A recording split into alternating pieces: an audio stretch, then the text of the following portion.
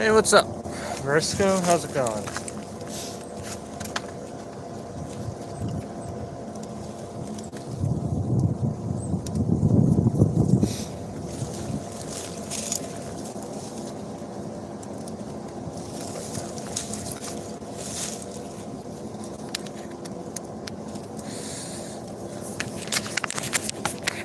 What's up, RG? How's it going?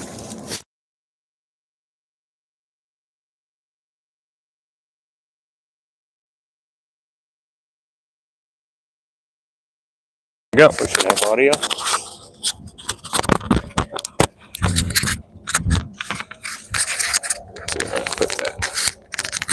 What about right there?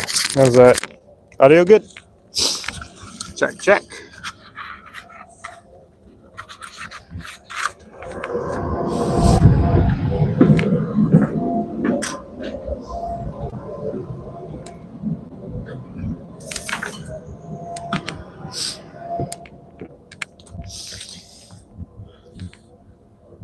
Someone just for good? Awesome. All right, let's see. I got a splitting axe that I got to get done by Sunday. So, yeah, this is going to be probably a long stream.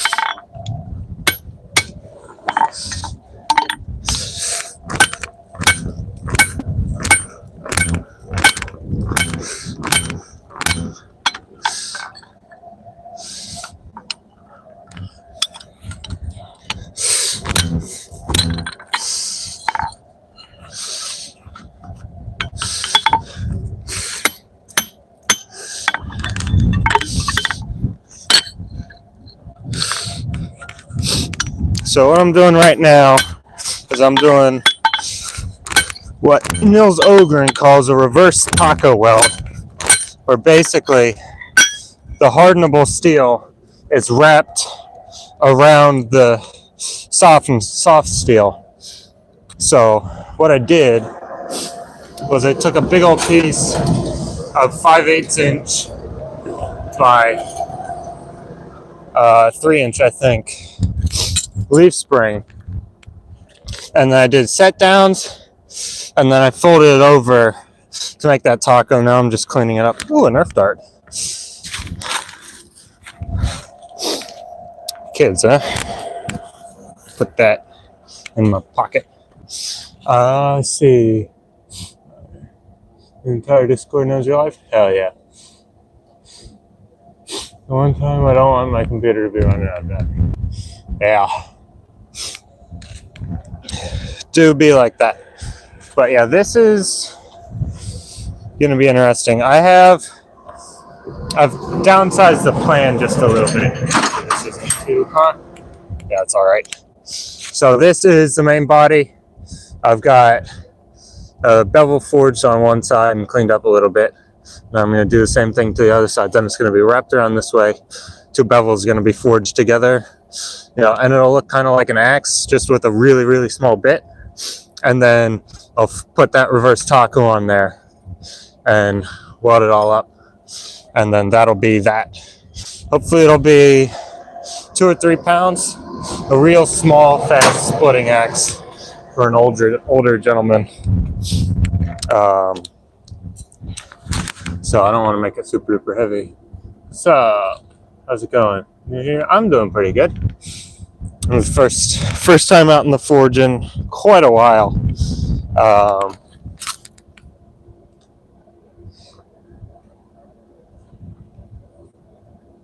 right. If you look over there, that is my truck that I've been working on.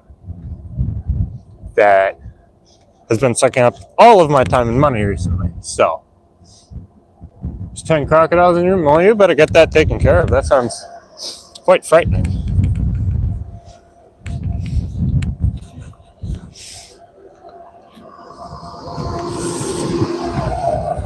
So, but yeah,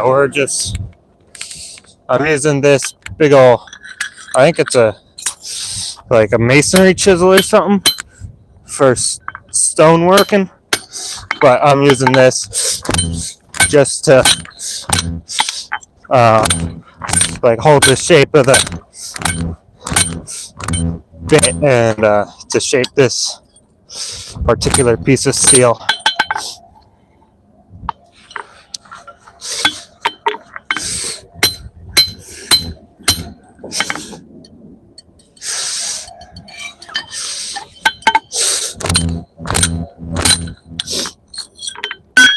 Yeah, this bit, I started this a little bit ago.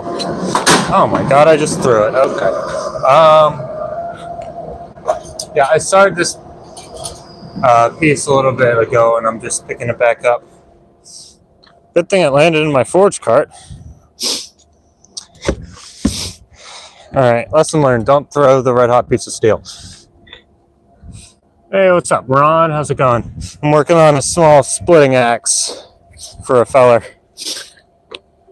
It'll be 2-piece construction, maybe 3 if I'm feeling fancy and I want to put a hardenable pole on the back. But yeah, first time back out in the forge in quite a while. So yeah. I learned about that 500 times. Oh yeah.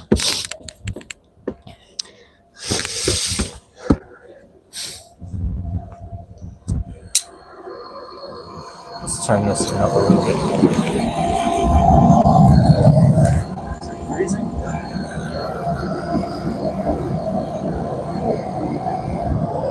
There we go. That's more like it.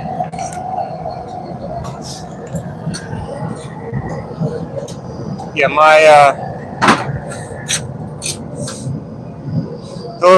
the propane nozzle in my forge was clogged, and the smallest drill bit I had was 1/16 of an inch. So that's what it is now. And the pressure gauge no longer works because there's not enough back pressure to register anything. So I'm just kind of tuning on vibes. Puts a lot more propane in there now, though, so that's cool. What's up, Jim in Jersey? I'm doing pretty good. Got back out into, well, not into the shop, but to the shop. First time in a while. Yeah, I'm making a splitting axe. It'll be 2.5, 3 pounds, hopefully. A small, quick splitting axe for an older fella, so I don't want it to be too huge.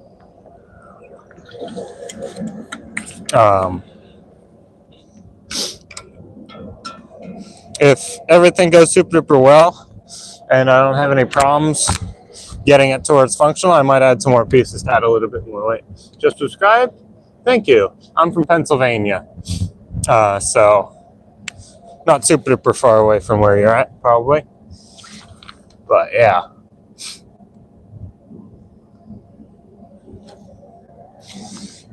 So, Steps, how's it going?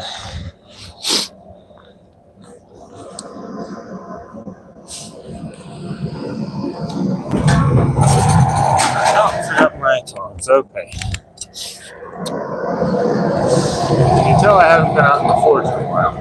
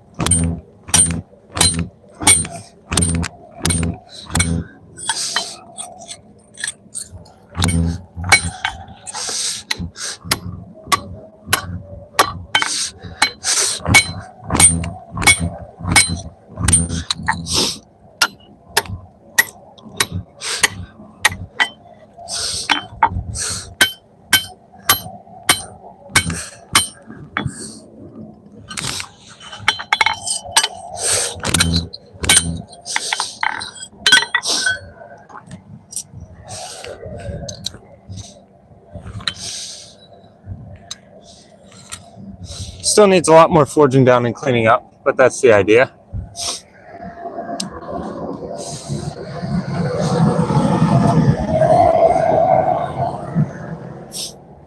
One side's a lot thicker than the other one because they didn't quite set down the material evenly, so I'll need to fix that. They're from America? Nice.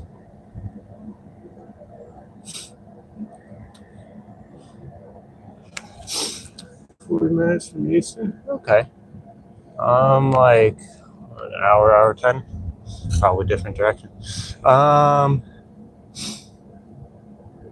Maybe like half an hour if there's no traffic. Oh yeah.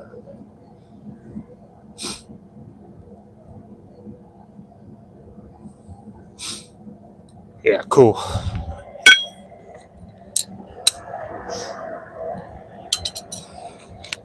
All right, so I'm not entirely sure how I'm gonna do this because, like I just mentioned, the one side of the thing is like the exact shape and amount of material I want. The other side's got a whole heap more material, so I don't think I can forge it down and then like cut the rest of the material off. So I might be doing a little bit of grinding to get that into the correct shape. But yeah.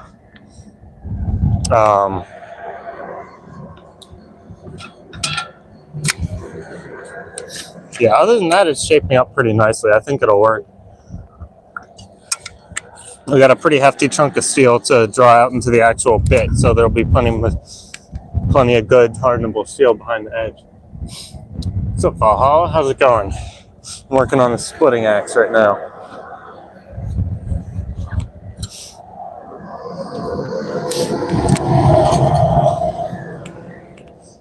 Yeah, see? One side's the correct thickness, one of them's way thicker.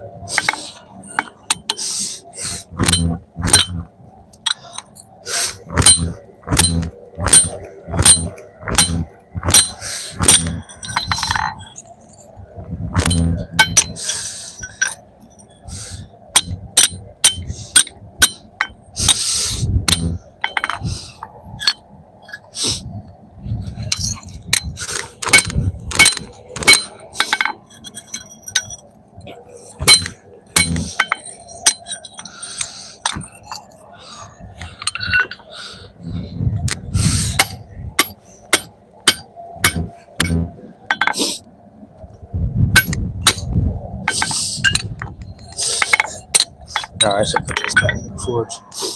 Yeah, I'm doing what's called a reverse taco technique, where the like body of the axe goes into the other bit, yeah. But one side is nice. I like that. Like that side. This side, fat and chunky. So I'm probably gonna need to grind a bit off. Can stick around if I show you what I just got here. See how. I haven't streamed in like 2 months, so yeah.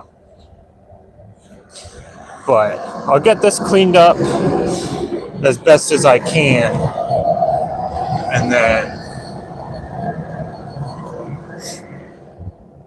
I'm gonna I might set it aside. I mean, I'm probably gonna need to open it up a little bit, so I might set it aside and get the body forge welded together and get that done, and then I'll get the bit cleaned up and add it, put onto it.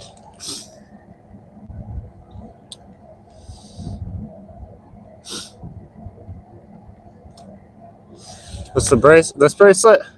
It's just a little twisted steel. Made it a while ago.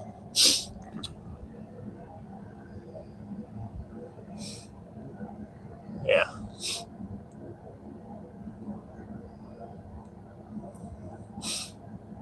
Yeah.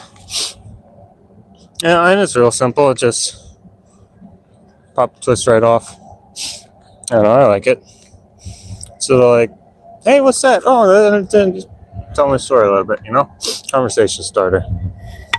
And it's just cool. I look like Keanu Reeves? God, I wish.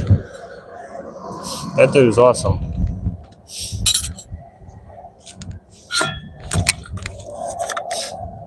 But yeah, this is going to be an interesting build. One, because I don't have a lot of time. But also, there's going to be a pretty decent section of unsupported forge weld. So I'm going to have to be real quick with the drift and stuff.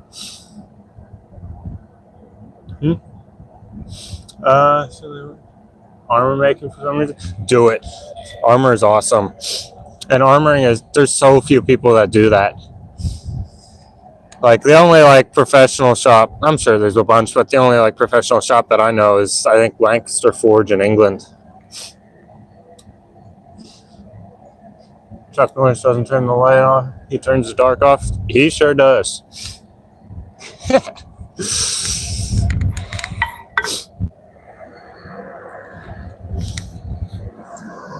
Yeah, I want to try and get back into streaming more. It's pretty cool, but I just had no time or energy for it. Got a little bit burnt out, probably. And I was like diving deep into the truck stuff. So, you know, it is what it is. I'm back now.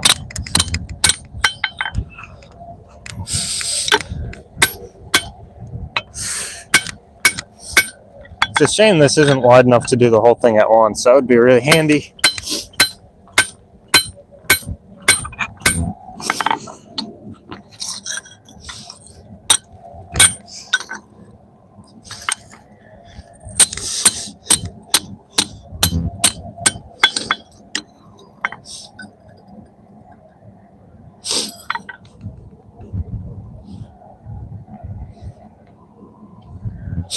Yeah, the inside, it looks kind of goofy, but the inside surface of that is pretty clean.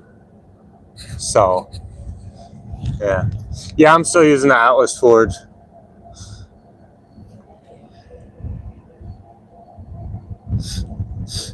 That's cool, yeah. Bro. Alright, yeah, I might do one more heat on this, clean it up a little bit. And then I'm going to move to forge welding the body of it.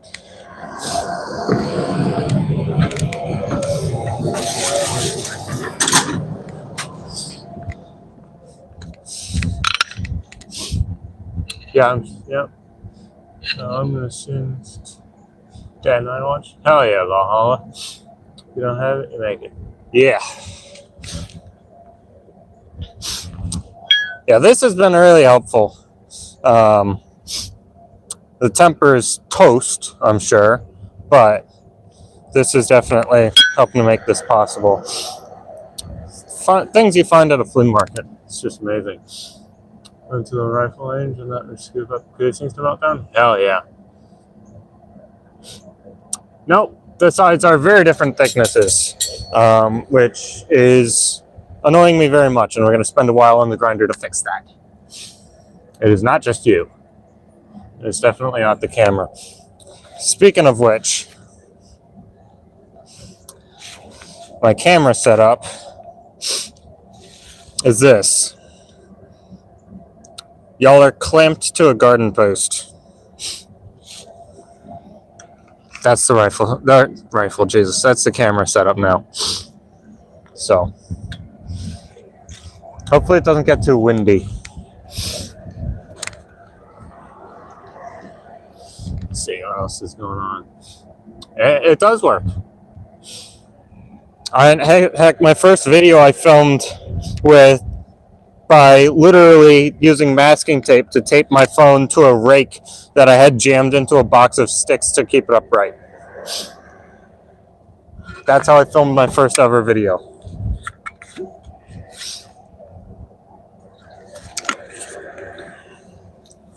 And it's an absolutely horrible video, but it is a video.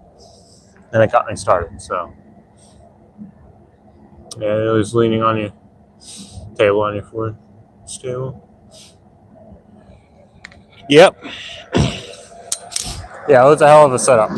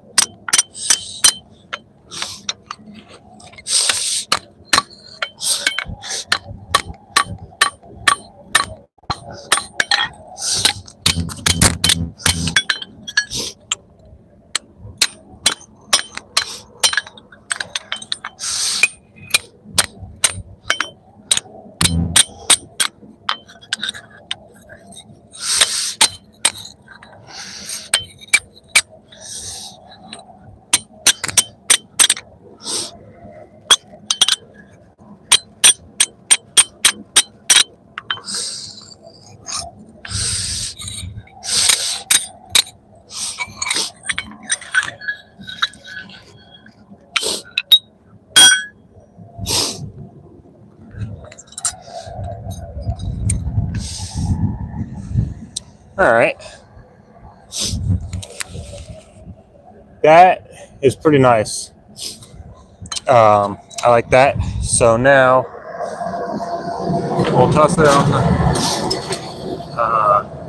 the forge table, and then we'll put the actual body of the axe in the forge and get that heating up. So let's see what's going on. Put my piece of phone on a piece of wood. Put my phone on a piece of wood and bench twice. Almost broke. Wow. I am working on a small splitting axe for a customer. I did say at one point, bag wrap down, making sure it doesn't break glass. Got homework to do. Catch y'all later. All right, see you, Joe. Yeah. A setup for what? The forge? Yeah, sure.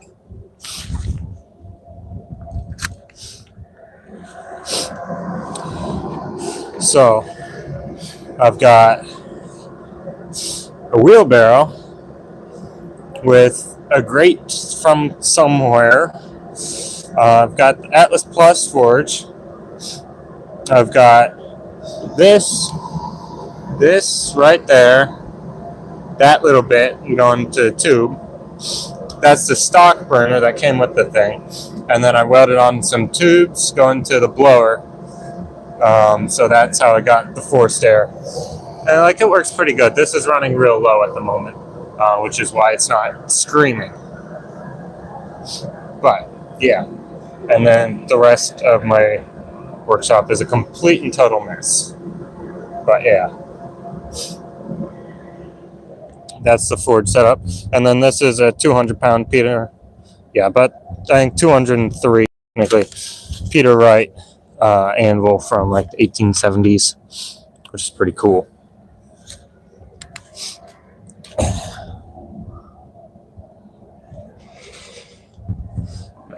I cannot see nothing. Got the sun behind me. It's shining on the... What time is it? It's 2:40. Why is the sun going down? Good Lord. All right. Let's get this actually in the forge properly so it heats up. Instead of just sitting there. That might be nice. And then we wait. Ain't it awesome? Got a V4 forge on top of a random cast iron grate from the 30s. Notice that it had a larger forge area? No, that's it. That's what I've got. Nice. Found the grate in the woods. I'm in Pennsylvania. Like, got the right hat for it. But yeah, I'm in Pennsylvania. That's all you need to know.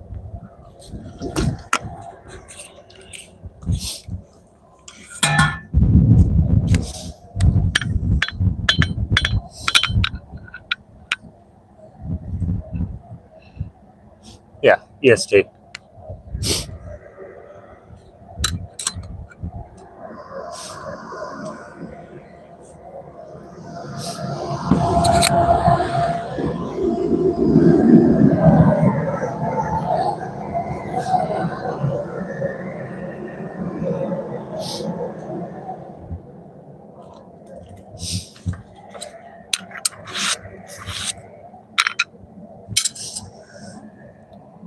How cold is it? West Virginia, Ohio. Not terribly. Let's see, is this gonna say there? No. It's like 40 maybe Fahrenheit. So I don't know, like 8 Celsius or whatever that is. It's not super cold. Hey, what's up, Toph? Cold as hell? No, hell's actually quite warm. But yeah, it's quite cold. If you're just like standing around doing stuff, it's pretty cold. But as cold goes, it's not really.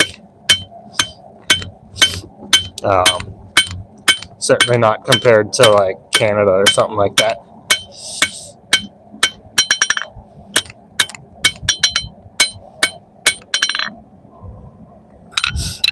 There, so now we're putting a bevel on the other side.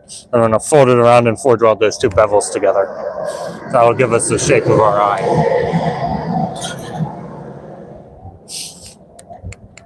Yeah, I'm working on axe, light splitting axe. Let's see.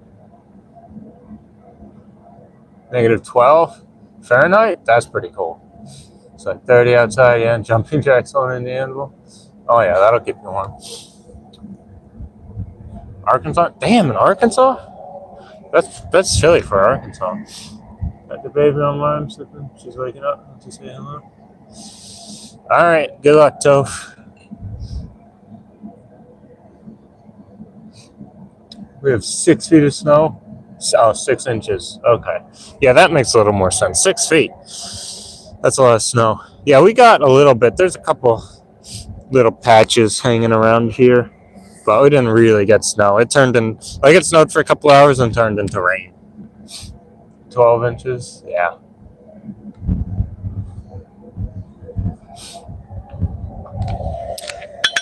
Yeah, thanks, Toph. Alright. So yeah, this is wrought iron.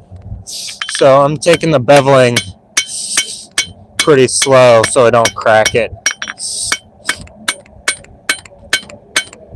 And you can see the edges are starting to flare out, so I got to forge those back in pretty gently so as to not crack it.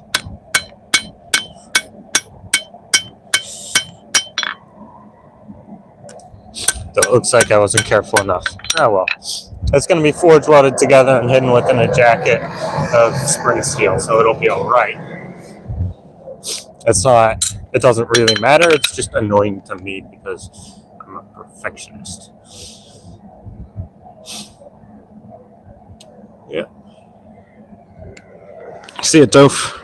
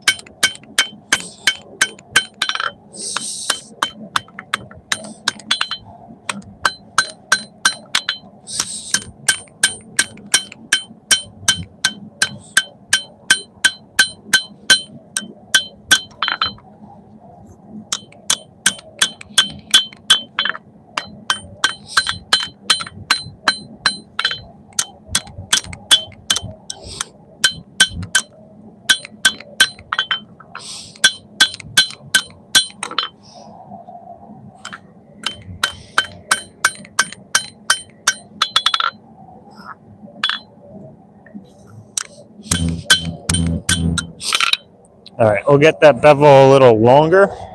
We're not going to forge down the edge anymore. We'll just bring it back a little bit so the angle's shallower, so it matches the other side. And then we'll wrap it around and get them forge welded together. What's up, Steve? How's it going?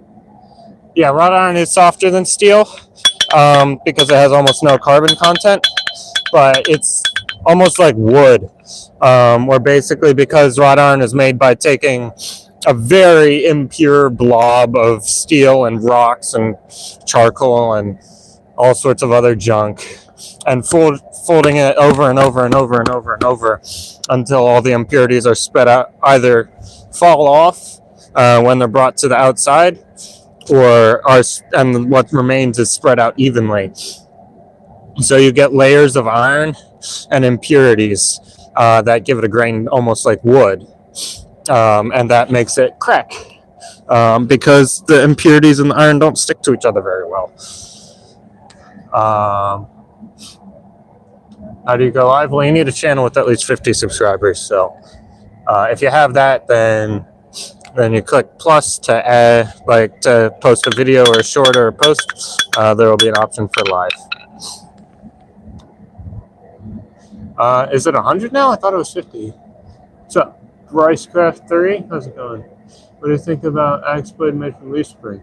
That's what I'm currently doing. The body of the axe is going to be made from wrought iron, and the bit is made from leaf spring. So I approve. Also, cheers, Poland. We're out here blacksmithing, freezing cold. It's like 40 degrees. It, by definition, is not freezing. I know they change. YouTube changes their terms of service like every 15 minutes, so it very well could be 100. And I'm wrong. But last I checked, it was 50, and I have like 3,600 subscribers, so I don't really care. I'm from Germany. Sup? Where are you? Philadelphia. I am in Pennsylvania. Go Birds. I'm not in Philadelphia, as you can maybe tell. Philly's a little noisier with the cars and stuff.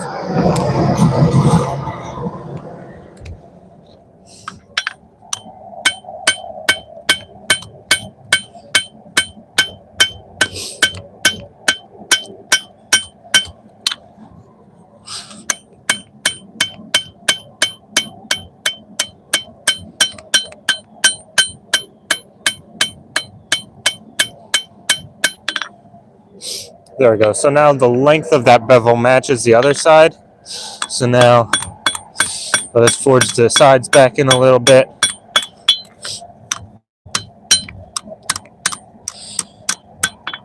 And actually,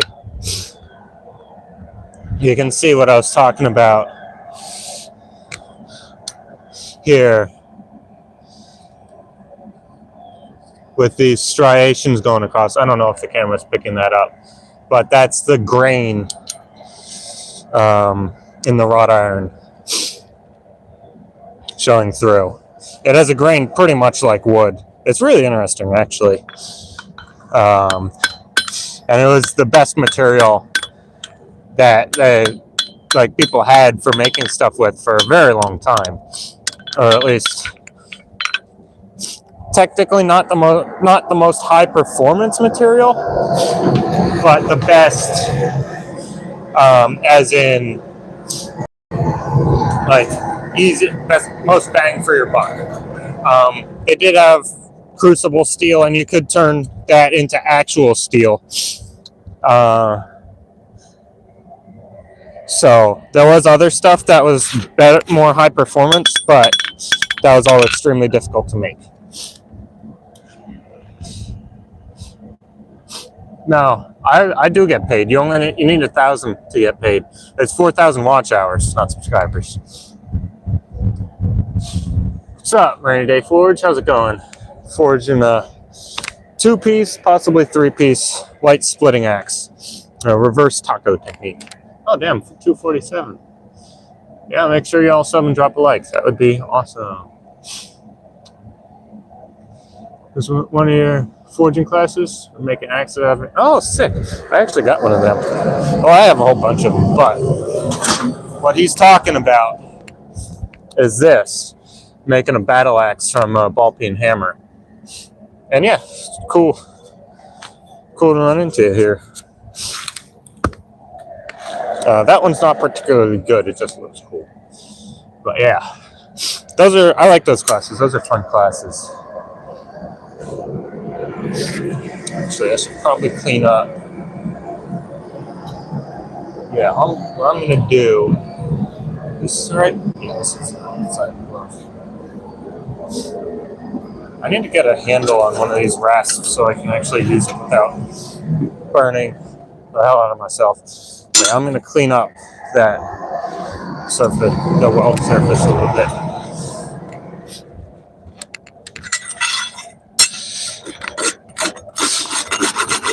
Just with a rasp.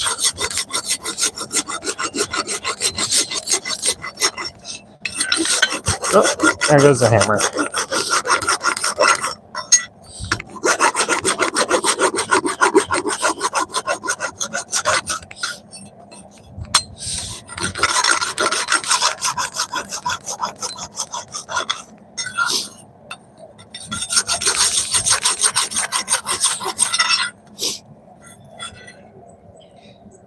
Yeah, that's pretty good. Same thing for the other side.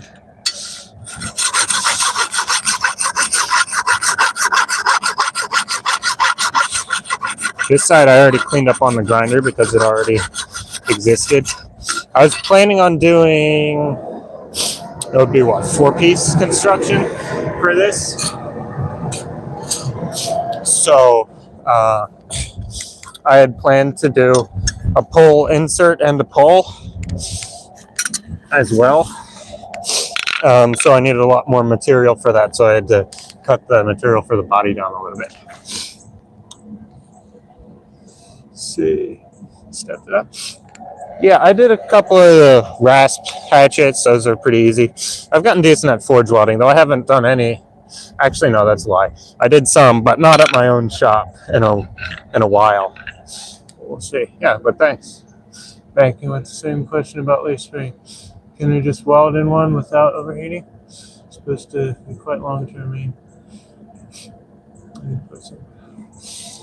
It's supposed to be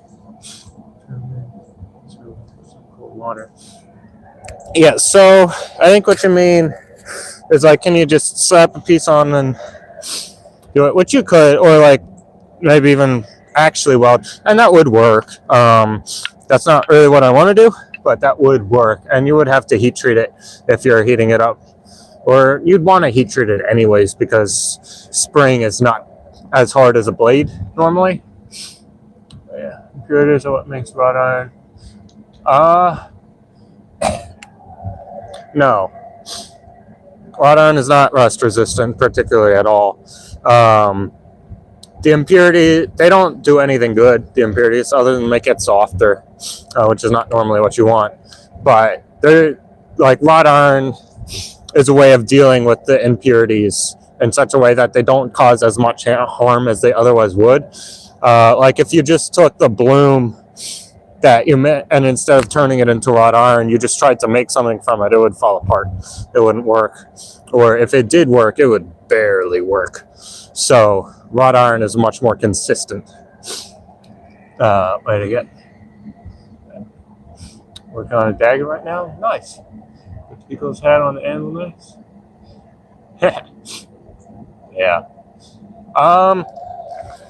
I've finished one kind of ish. I'm working on a couple right now.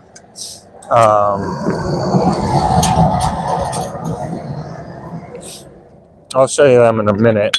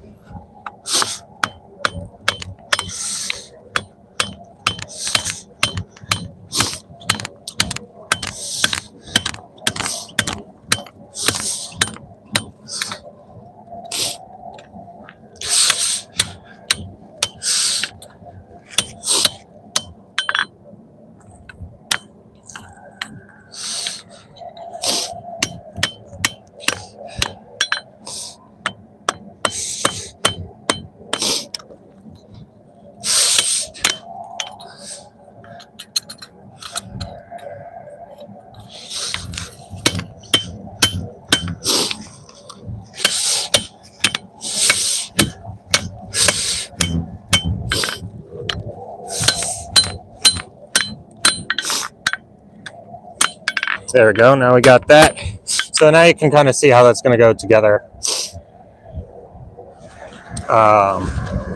So now we'll get some Iron Mountain forge welding flux in there.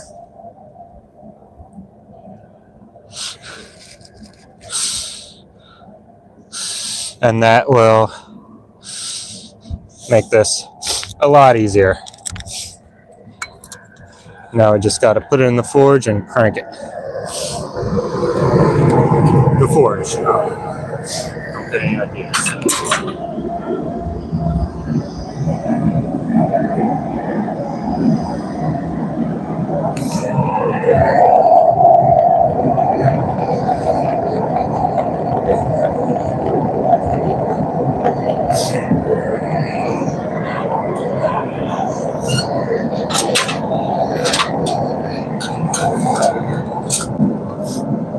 might be a little more than I need, but it'll be all right. So what do you think?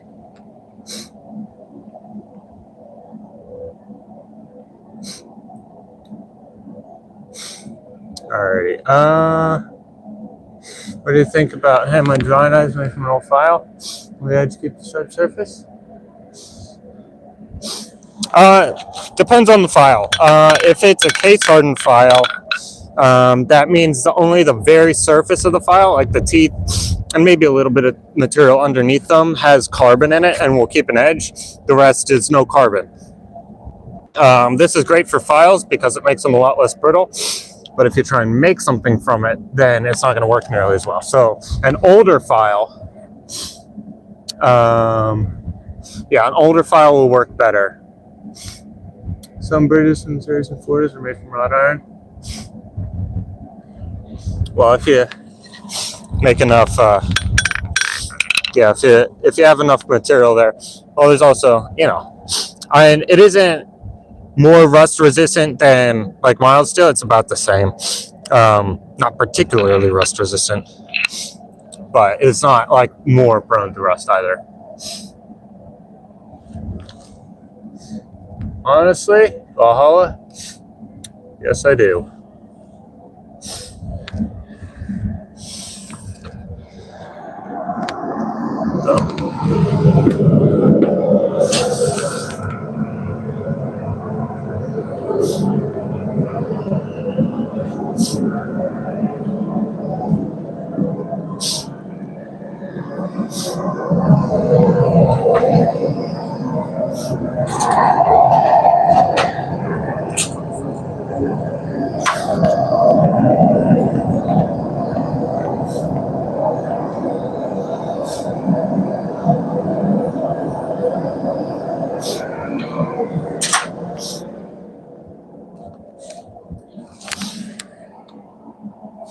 Yeah. But this should be a pretty cool little axe. If I need extra material or extra weight, I might make a little butt cap piece to forge weld onto it. That would certainly give it a little bit more weight and shape, but I think as it is, it'll be nice.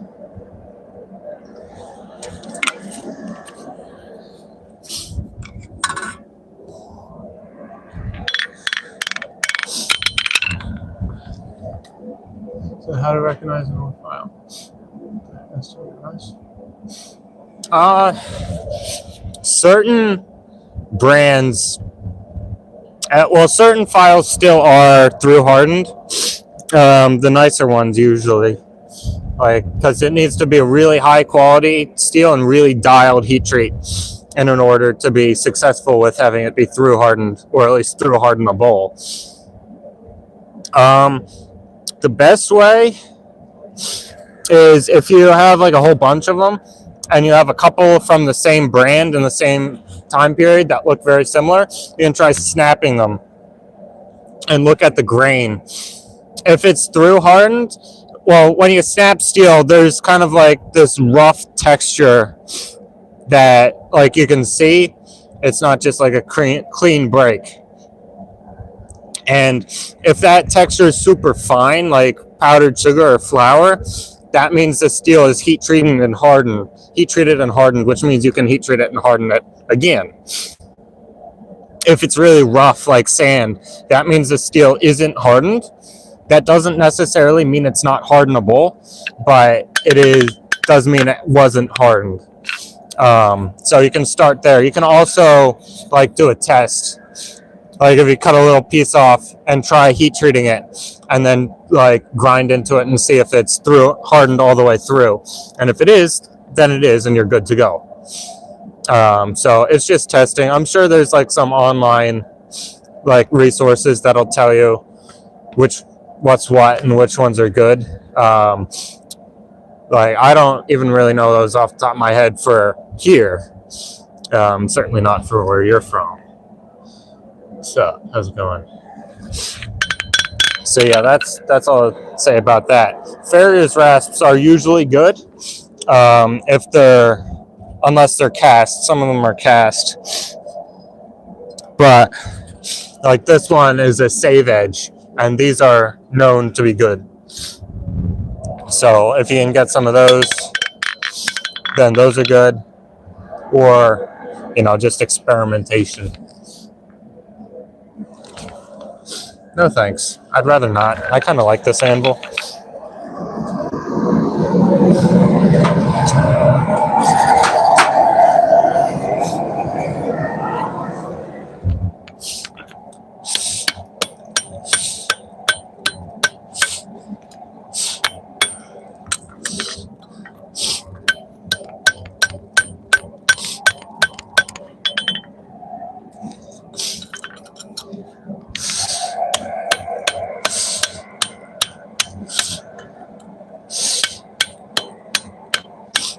Actually, I have tongs specifically made for this very thing. Why am I not using those? Because they're buried behind the forge, that's why. I'll get them.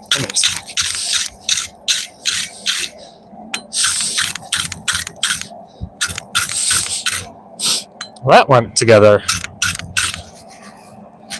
worryingly easy. The other nice thing about wrought iron is it forge welds really well. Usually, depends on the I don't know where the wrought iron. I don't want to say brand, but that's kind of the best.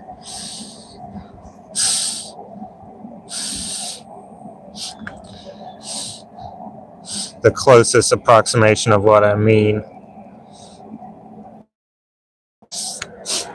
But yeah, that was good.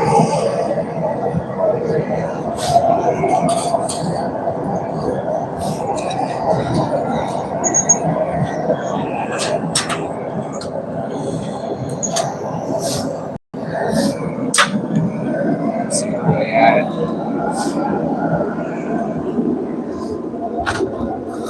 There they are. So these are tomahawk tongs. They're designed specifically for stuff like this. So I'll use those now.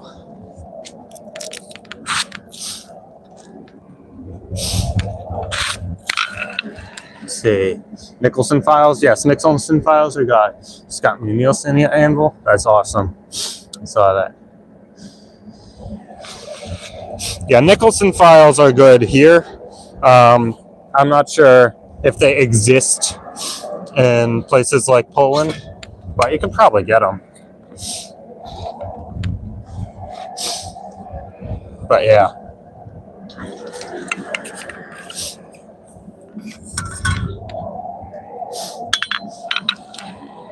I don't have a bunch of it, I just have a few, and I don't want to break it. Spark test. I personally don't really like the spark test. Like, it can be reliable, but how the sparks looks varies so much based on like what tool you're using to make them.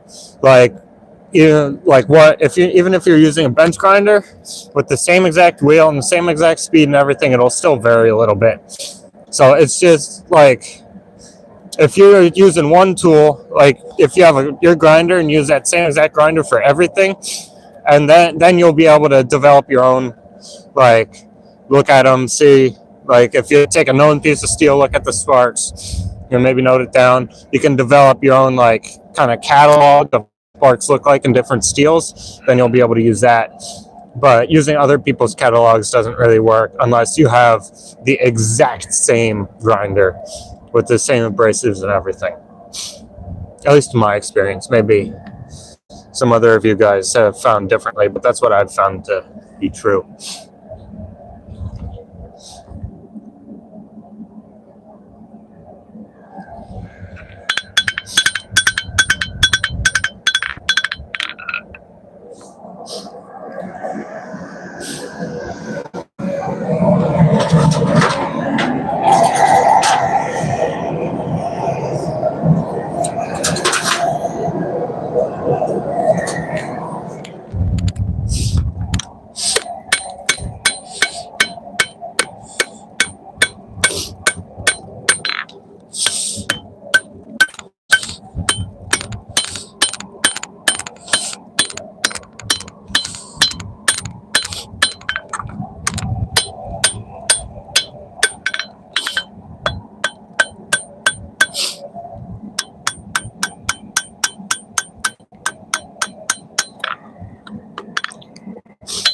Okay. Doesn't quite forge welded there. It looks like it's blended pretty good there. Got a little bit more flux on that thing. Especially over there.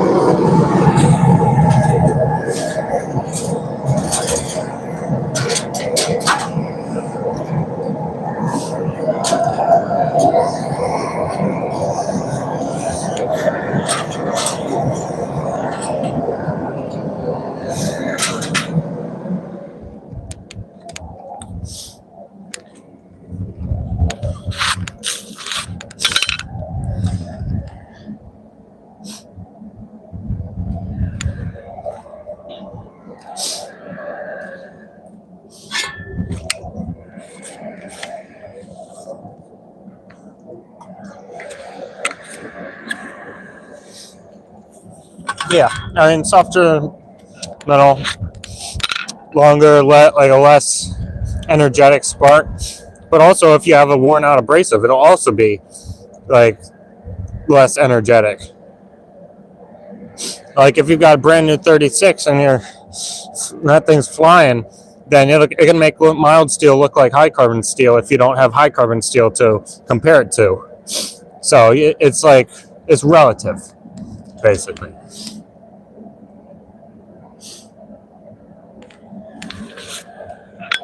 Yeah. So if you've got your grinder and you've got like some known steels, like you've got known mild steel, and like maybe you've got an old knife blade or something that's good, and you can compare it to, or if you've got a file that you know is good, you can do some research, find a brand from that you have that is good. Like there's all sorts of bladesmith forums and stuff. If you find that and you know that's good, then that can be your baseline. You spark that, you know exactly what it looks like. Then you can compare other materials to that known good material. And if they look the same, then you're good to go. That's kind of what you got to do.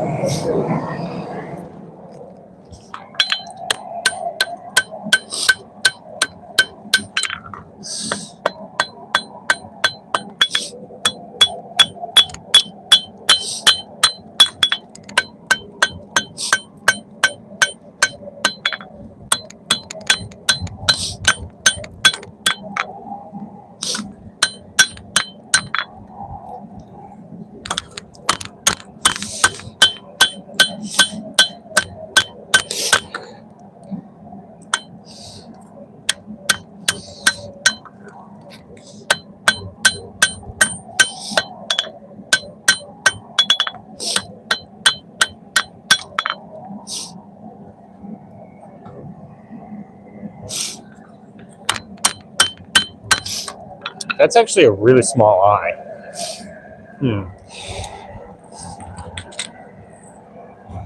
Let me compare my drift. The drift you can get in there.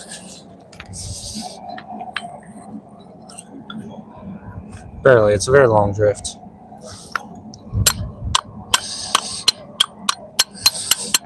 I think it'll work though.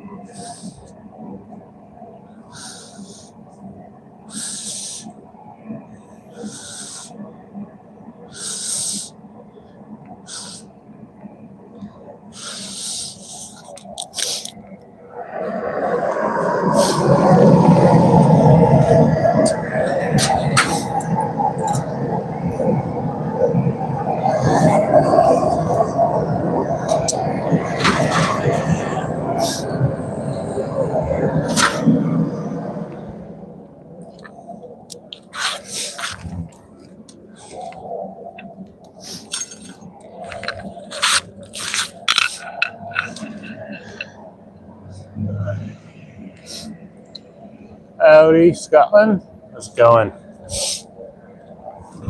I'm making a light splitting axe for an older feller. It's gonna be pretty cool. Right now, I wrapped a piece of wrought iron around to make the body and forge it, welding that together. And then we'll probably draw it out a little bit and fit it up to the drift a little bit. Actually, no, I might wait to do that until I've got the bit forge welded to it. Because that'll help support it a lot so it doesn't split apart while we're drifting.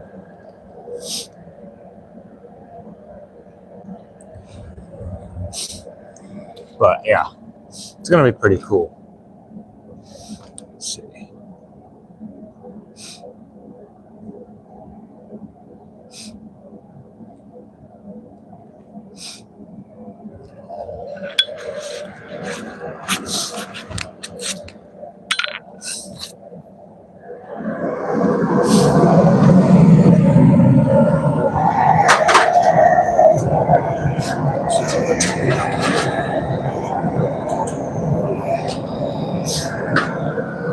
I think I'll do this heat and clean it up a little bit more. Then we'll go over to the grinder and get the bit cleaned up. It's probably about cooled down by now.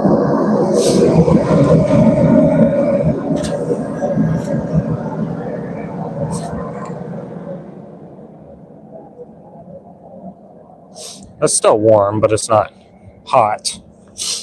But yeah, this is the bit. It's lopsided, obviously, so we're going to have to clean that up.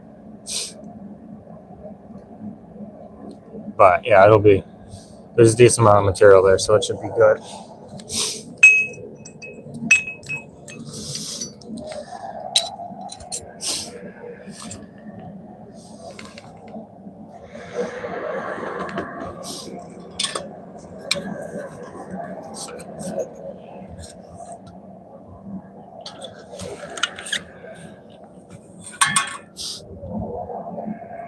I should have left a little bit more material for the body. That was a mistake. I mathed wrong, but it'll be all right.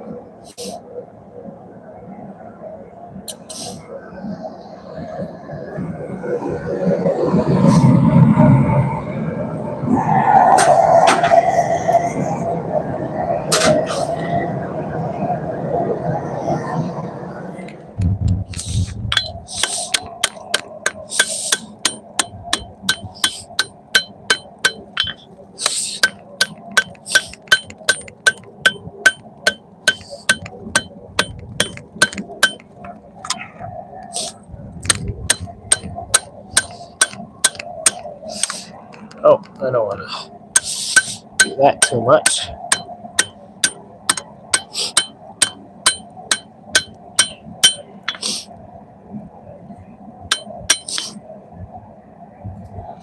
Alright, that looks like that's pretty good and forge welded.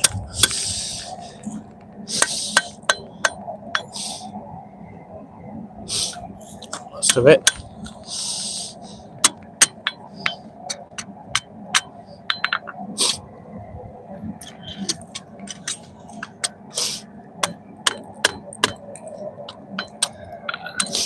Of course, now it's stuck on the tongs. So we'll do a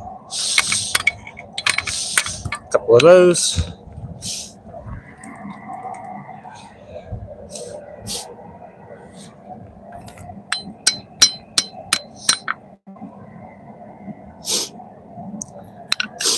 And there is the body of our axe.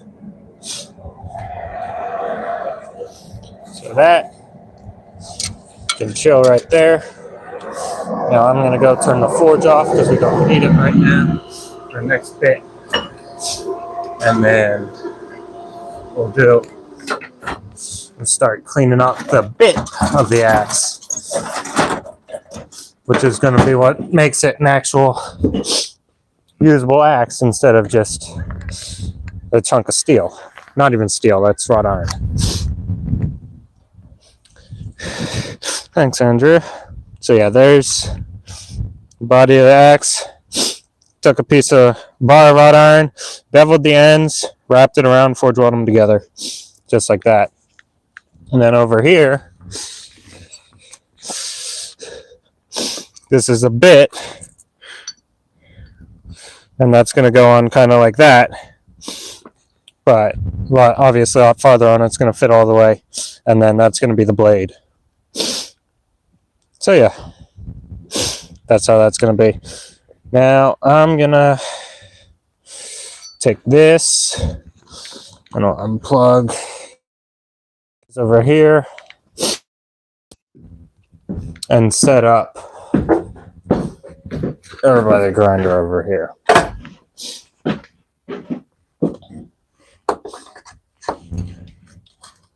So, oh, got to turn it back around.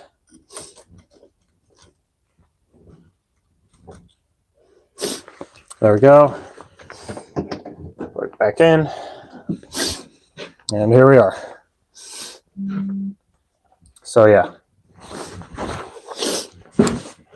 So now what I'm going to do, I'm going to grab my water bottle first of all. Still got, yes we do. And then I'm going to pump my respirator and we're going to start taking off material until, oh, that's still pretty warm, until this is symmetrical. Oh, that is still warm. Okie doke. Do I wanna? Nah, that's fine.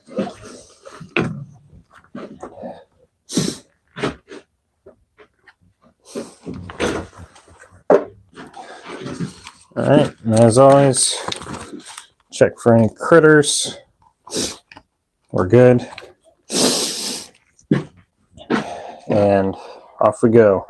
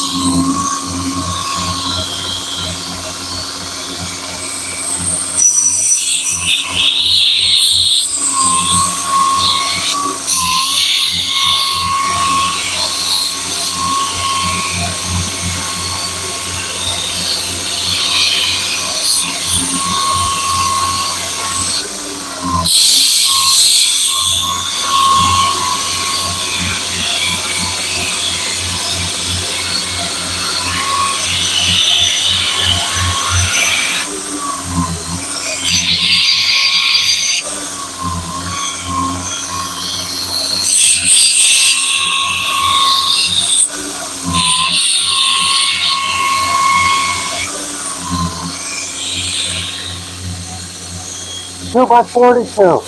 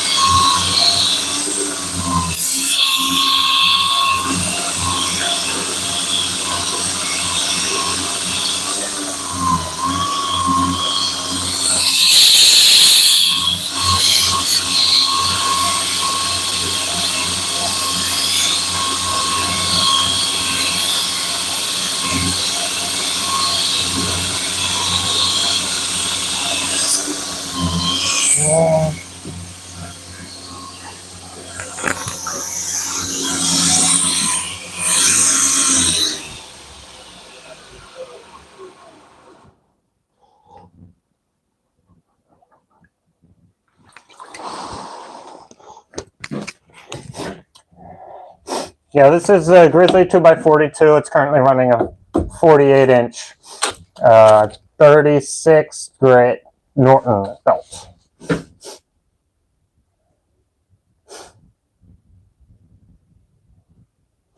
Anyone can grind the best, people try not to? Yeah. I mean, when I started, I had no grinder. I just had an angle grinder. And then for years, I just had a 4x36 that couldn't take off any material at all, hardly.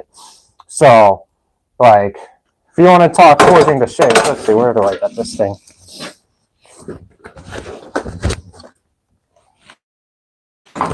And you want to talk about that, like, we can talk about this full-size, basically longsword that has only had the profile ground.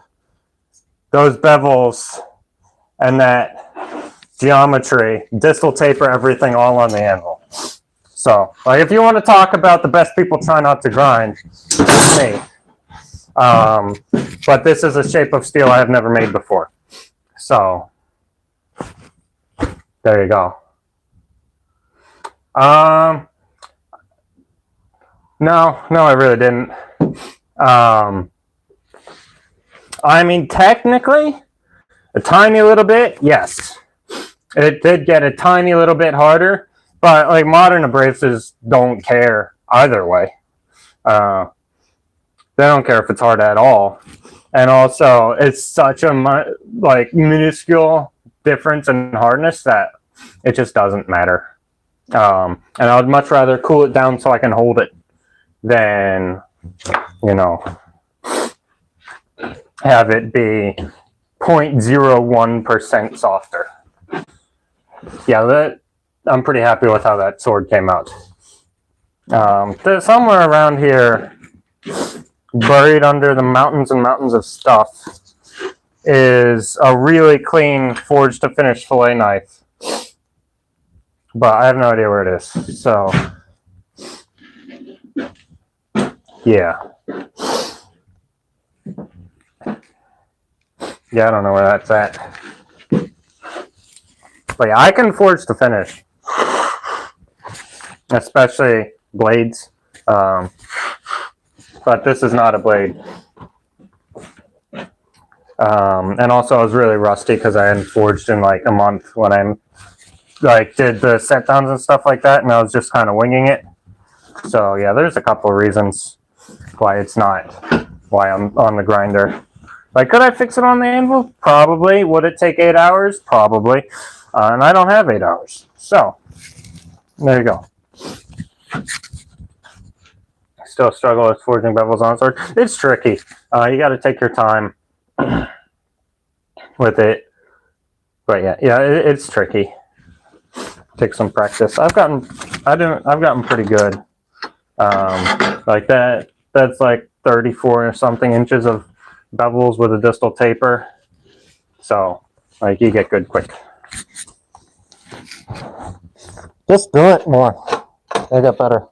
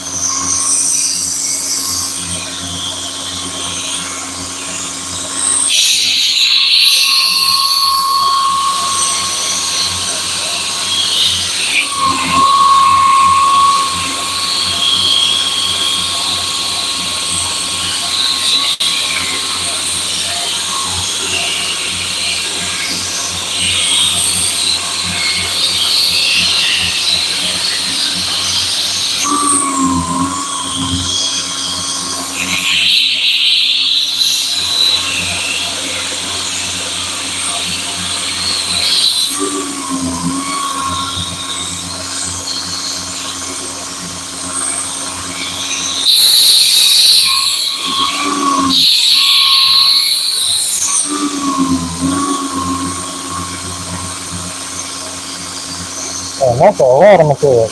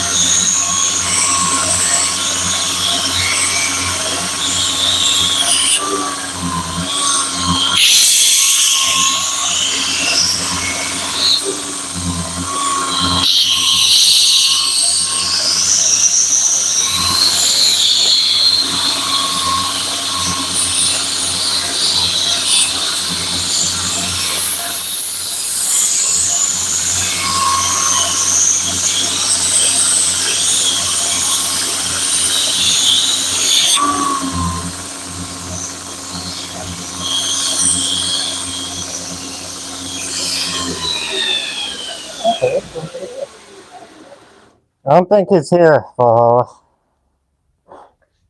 Hey! Thanks, Plunder Shop.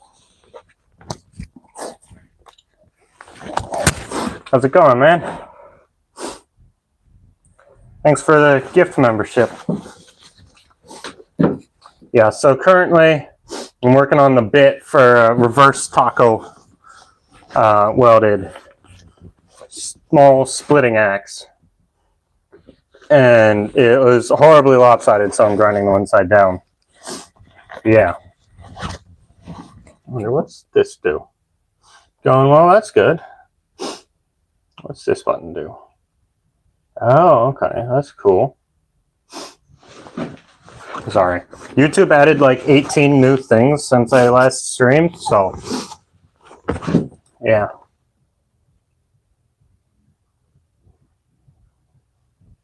Let's see, can y'all see what's... Oh, no. I have my phone very delicately perched on the wall, held up by 2 screws and my welding wire brush. So, yeah.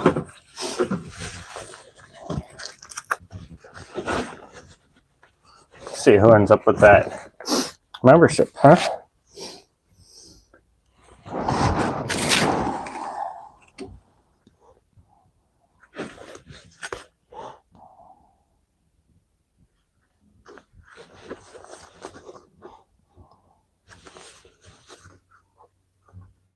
Honestly, I don't really want to take off tons and tons of material off the outside, so if I just take off a little bit from the inside.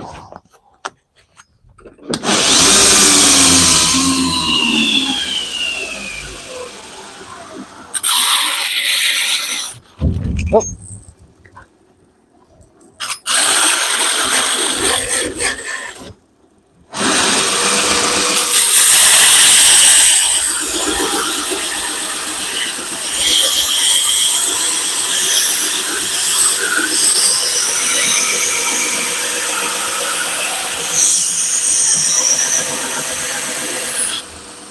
That might have to be done with files.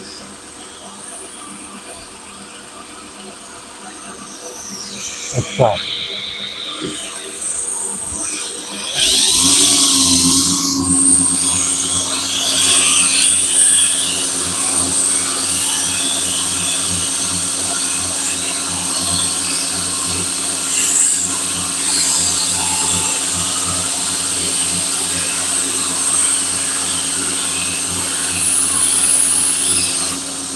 There we go.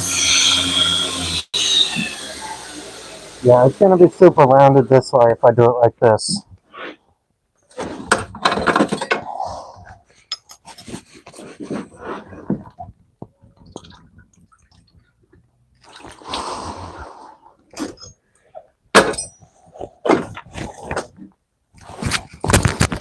Yeah, gifts are cool.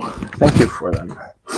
Yeah, we're going to do this with files, and it's going to take 18 million years, but it'll be worth it. I definitely have enough power for this little bit of filing. Let's see, how am I going to put this?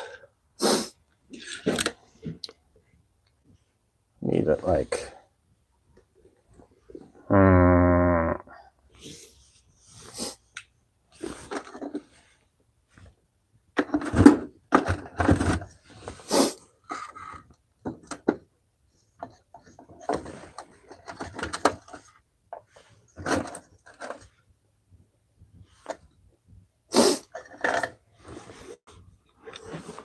Let's get... Is this cooled down yet? No, not quite. Let's get this thing.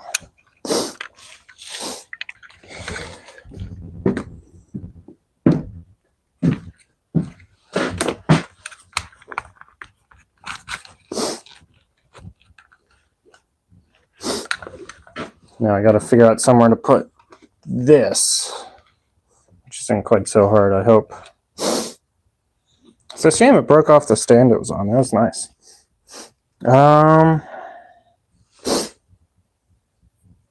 Needs to be like here.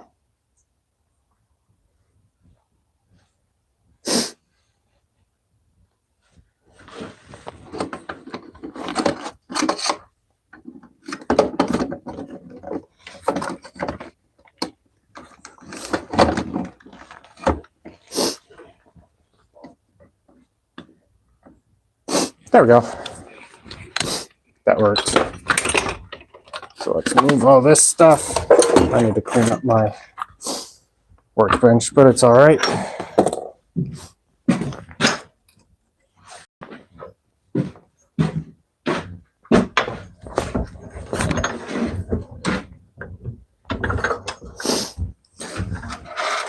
Can you see, or is that completely blowing it out? Because I need that to be able to see.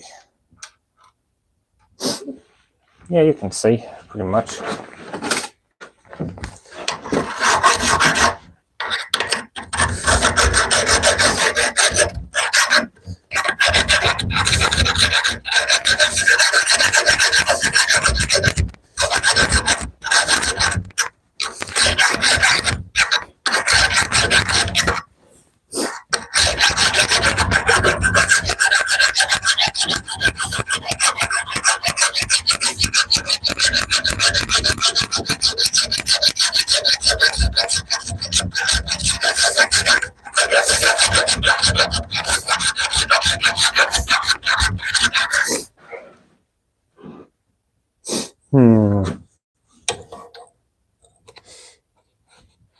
Yeah. Yeah, that's strange. Oh well. Did it like give you back your money, I hope? At least?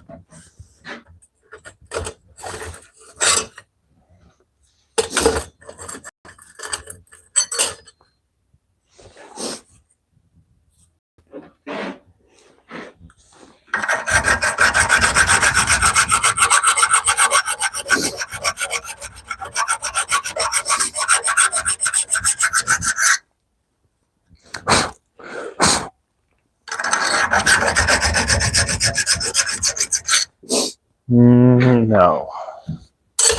There's a smarter way to do this.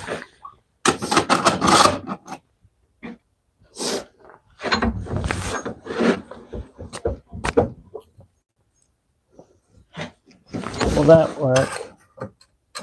No, I might need a new one.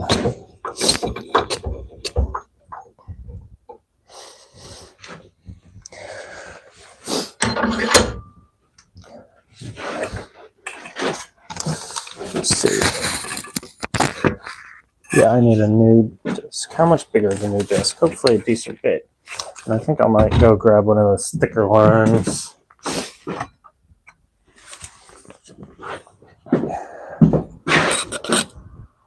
That might work.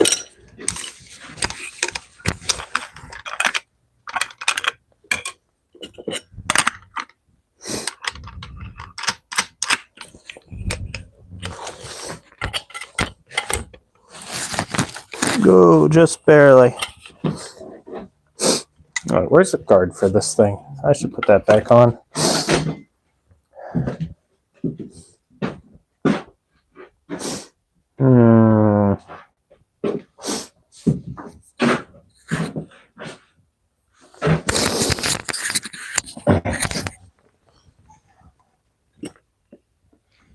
What do I use to edit videos?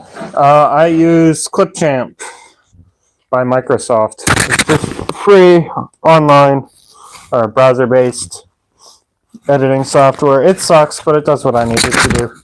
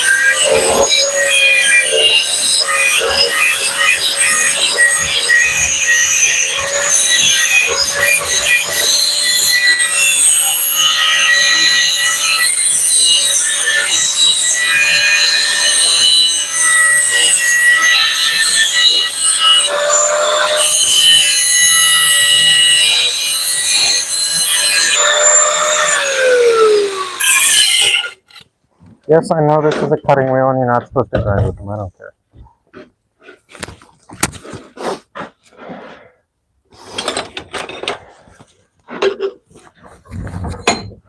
Let's see.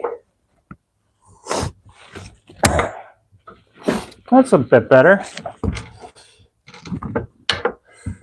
Haven't heard of that one? Yeah, DaVinci is good too. It's a little more complicated, but started with Clipchamp because I was on my school computer and I couldn't download anything. So, yeah. It works for what I need, barely. Though the amount of editing I do is minimal.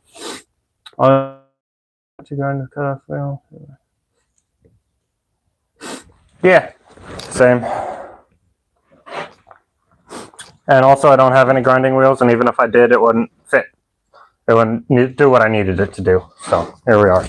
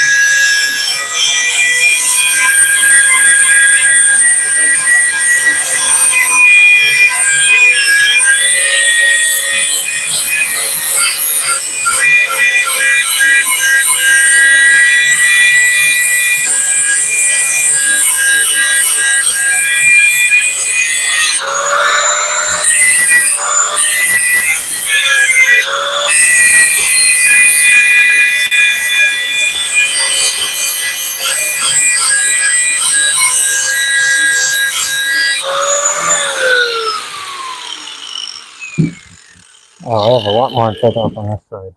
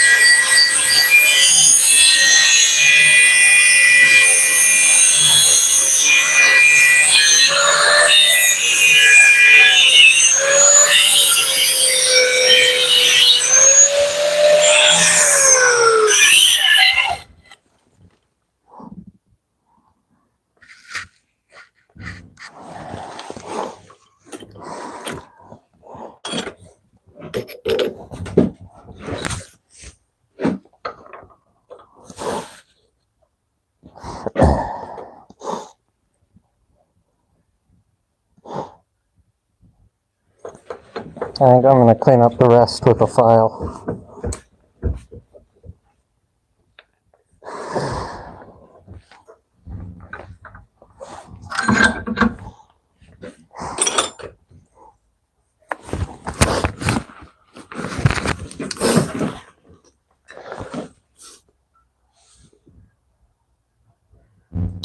Rules, like chat rules, don't be a dick. That's about it. Try not to bring up politics. I'm trying to have fun here. Yeah.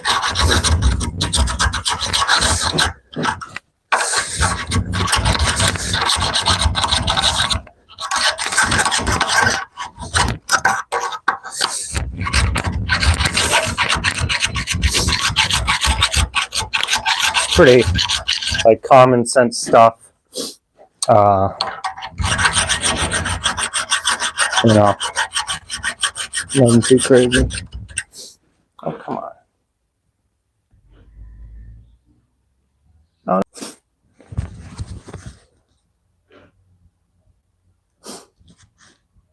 Shouldn't have said anything, Valhalla. Now we're back down to 99. There we go. I accidentally clicked on my music because it quit. Start it back up again.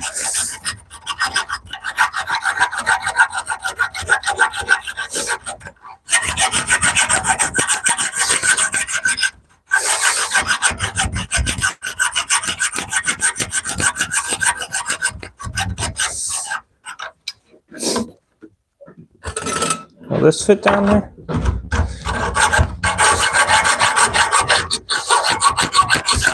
Kinda. Not quite. I need more file handles is what I need. Oh, no. Could have sworn there was one sitting.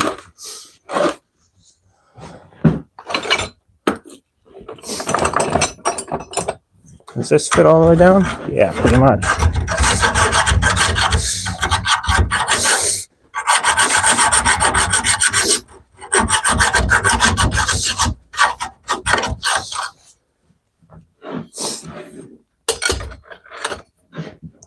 Where's a good one?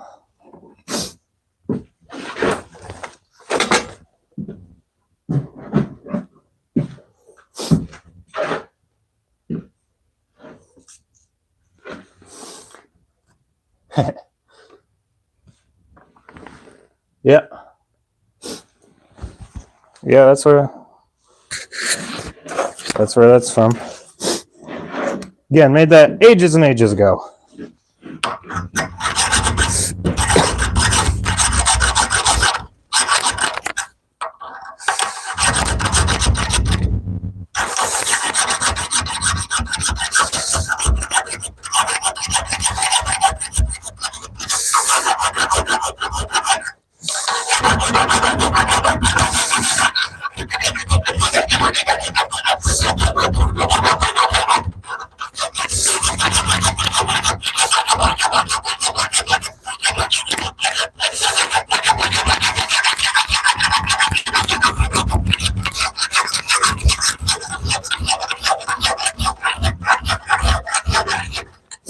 There we go. Now I'm making some progress.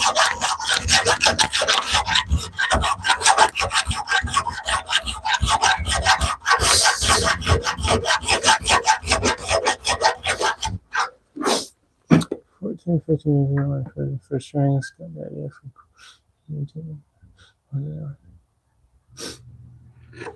Yeah, this one 3/8 round stock, I believe.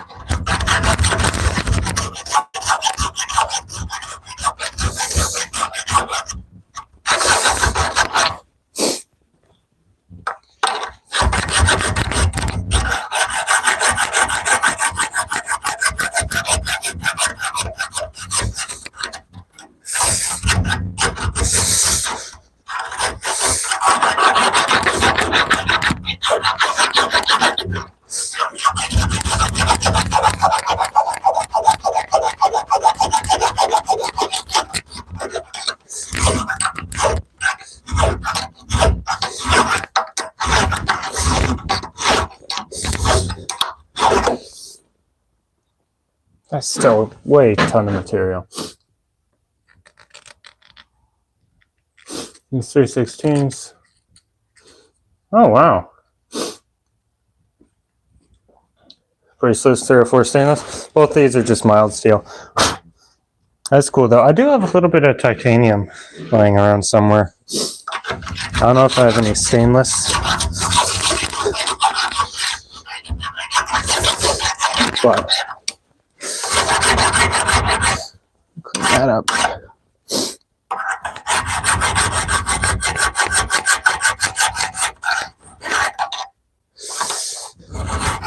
I could have sworn I had a thin, coarse file somewhere.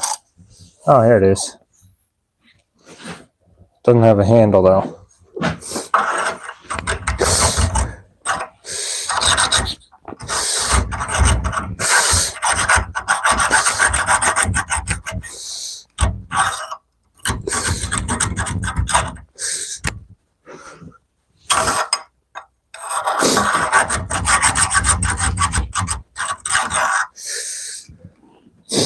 I think I might just call that good. Maybe grind off a little bit on this side, on the outside. But try to make a bracelet from titanium. Found miserably and haven't tried again since. Yeah, titanium's tricky. I haven't done much with it.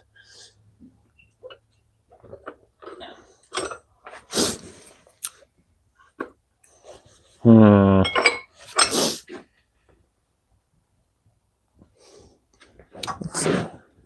Is the that's the one. All right, here's the body of it.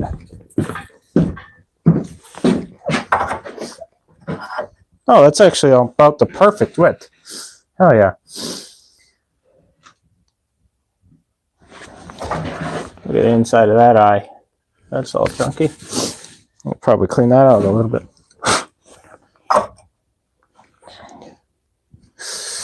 And then this will need to have the outside cleaned up a lot because it's got all the thick forge welding scale, but yeah, I think we'll call that there. That's ought to work.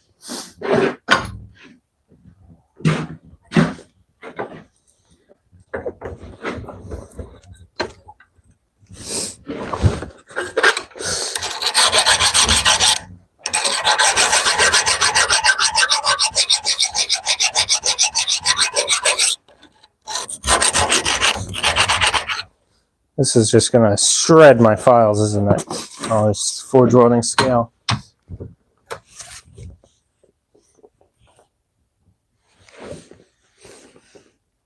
Is that even hitting steel? I cannot tell. No.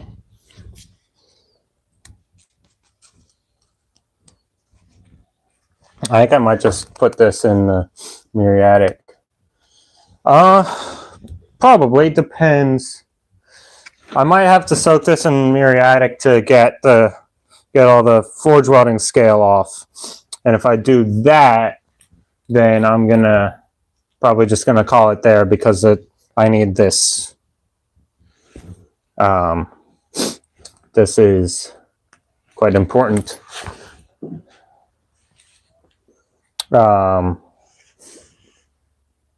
And I don't really feel like filing through that thick layer of forge welding scale in there. So yeah, I think that's what I'm gonna do. I just need some kind of something to hold it with. I thought I put a zip tie over here for that. Zip ties are good for holding stuff in the acid because they don't corrode like a piece of wire does. I'm gonna go run up to the truck and get one real quick. I'll be back in a minute.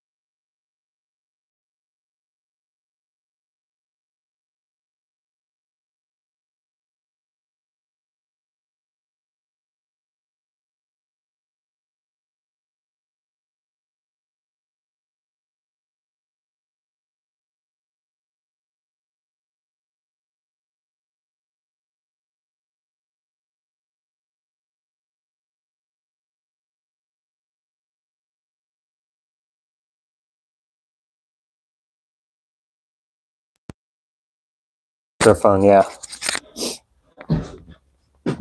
All right.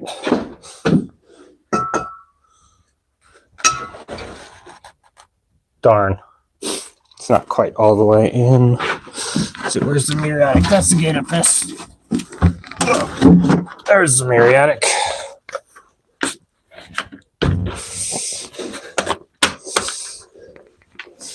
You guys will just have to imagine what a feller pouring some muriatic acid into a jar looks like.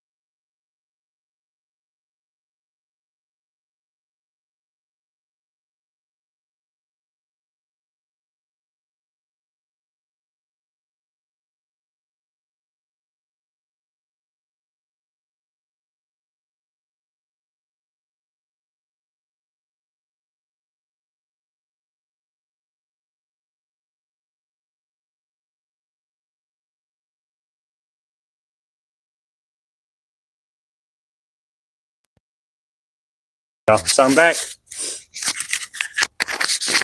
All right. Well, the zip tie snapped. So now I'm gonna go fishing, which I guess I'll bring you guys over for. So, axe is in there, and I have to get it out somehow. Fortunately, I have. Oh, great. What's up, Dark Santos? How's it going? Let's see.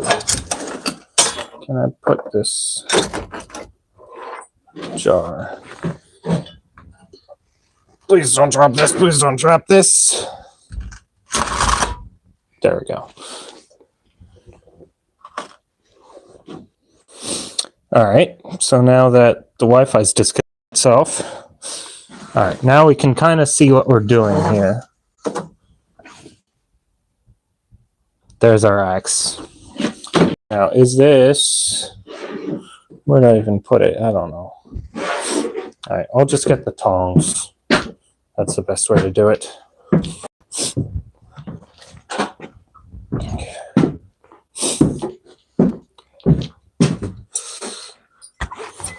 All right, I'm not doing this one-handed. So,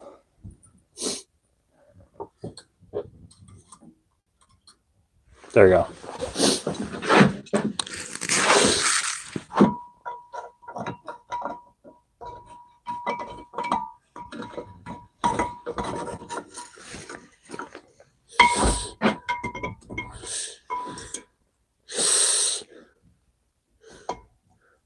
Will that set? Ah! Okay.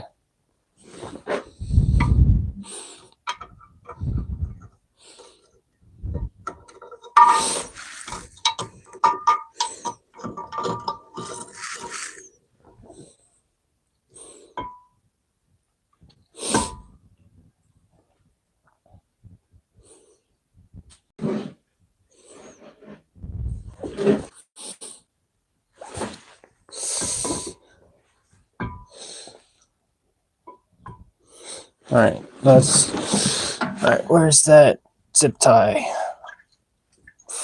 Sunk. Okay. What are we gonna do?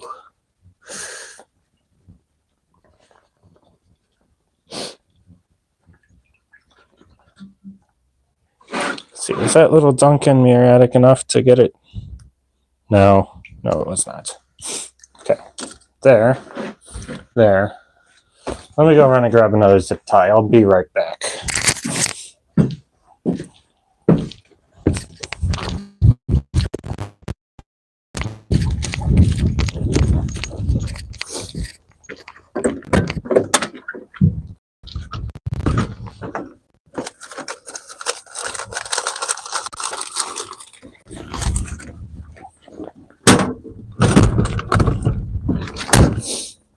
All right, let's try this again.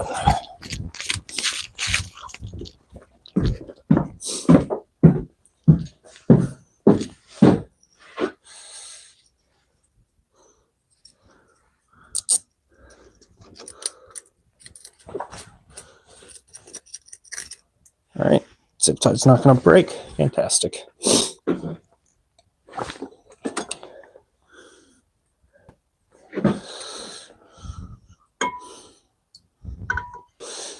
All right, there we go. So now, come on, flip around. Zip tie is going to break. Why? Is it? I guess muriatic acid does not like zip ties. Okie doke. Toss that in the water to neutralize the acid. So now what are we going to do? If I just let it sit in there on a piece of steel, it's going to dissolve the steel. I guess I just let it sit in the bottom there. That'll work.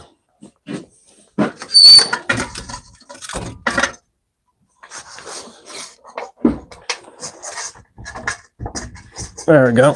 So now we have light again. All right, so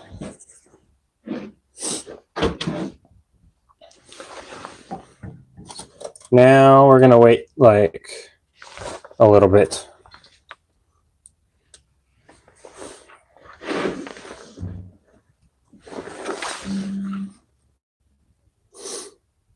All right. The Wi-Fi disconnected itself again. But I am working on a small splitting axe. That's what that is. All right, let's see. What else can I do? while I'm waiting. What time is it? 4 o'clock.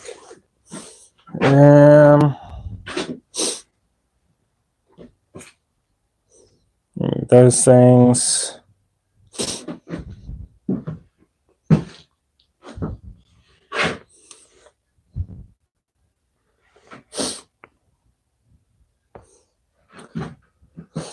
That little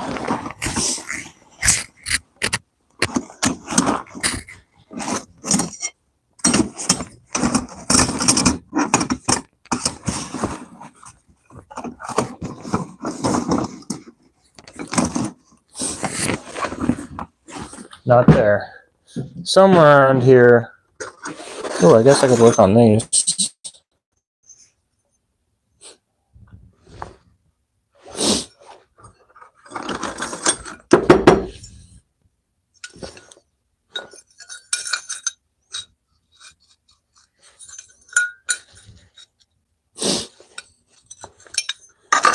Somewhere around here, there's a very small forge to finish. Actually, no, that needs to be heat treated first. Whatever. I think what I'll do is I'll grind some bevels on this bad boy right here. That's what I'll do while I'm waiting. Let's see, it's 4:07 now. We'll give that to 4:15 and see how it looks.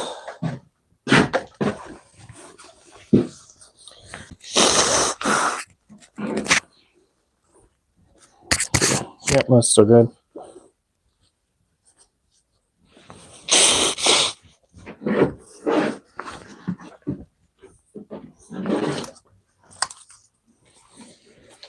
Well, I guess I could work on that. I'll work on this sword. I should get this work done a little bit.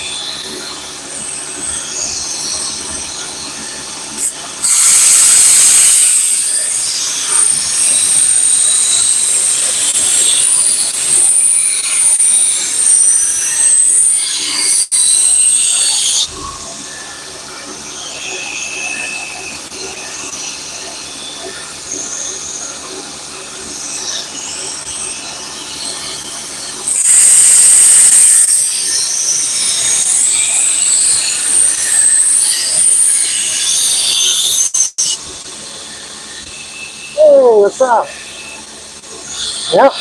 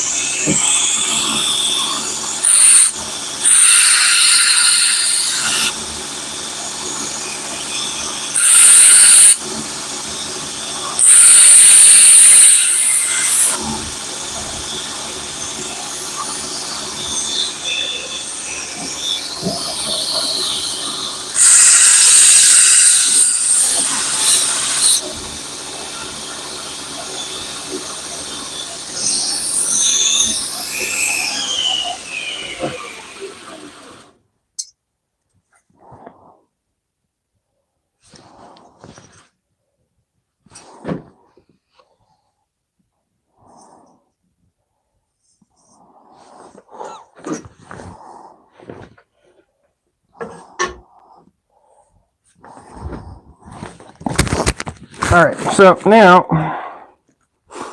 that I made a couple minutes progress on that, we're gonna abandon it and we're gonna go back over to working on what we're supposed to be working on, which is this. Oh, okay, we're good. Let's drop this light down here so I can see where the axe is, and let's fish it out.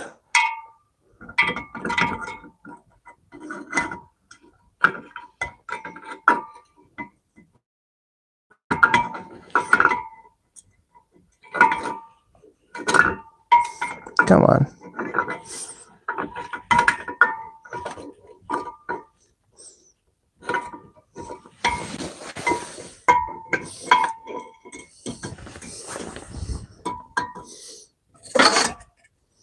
Okay. It's getting there.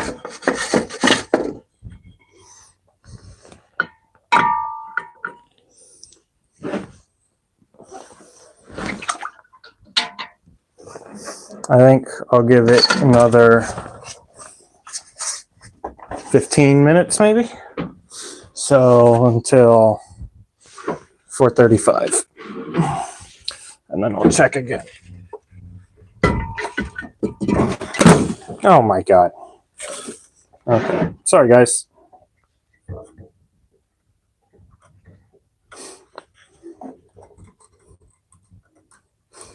Yeah, the scale's starting to loosen up a lot, but it's not quite there. But this, let's see, those bevels came out pretty good. This is forged super close to finish, so it really did not need much beveling at all. So now what I'm going to do is I'm going to try and clean up the fuller a bit. This is not a customer piece, so I'm going to try and do it freehand because I want to be better at this.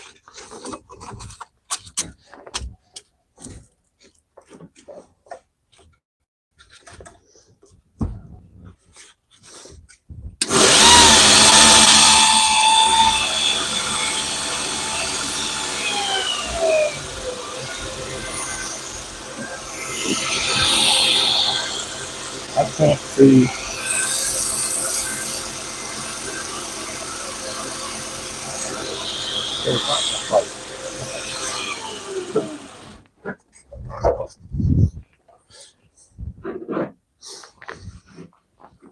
I wish I had my, oh. Well, that'll help. Let's see, where am I going to put it? Here, maybe? No.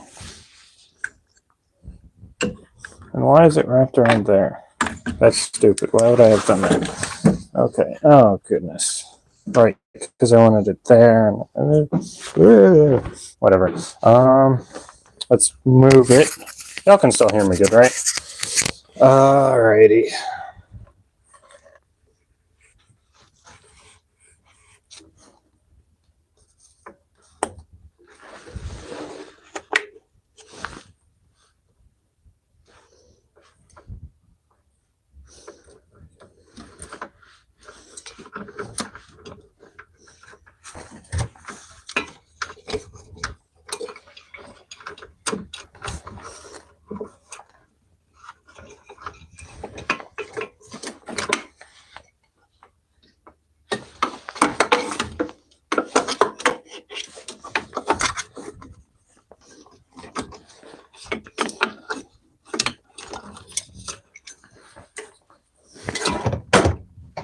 What did I drop?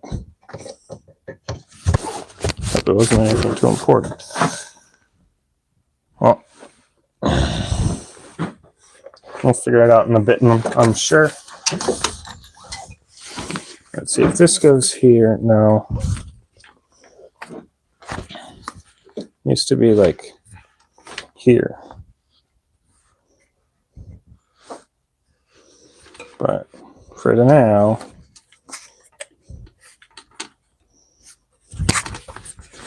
I know what I'll do. Let's see, over. No, not there. There's my scrap wood over there.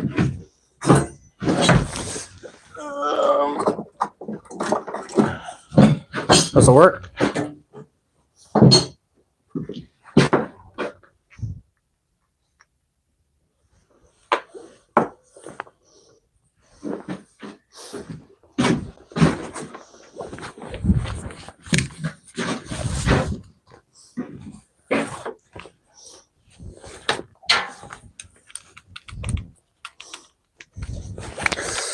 All right, side quest 318 for today. Come on. There we go. Ah.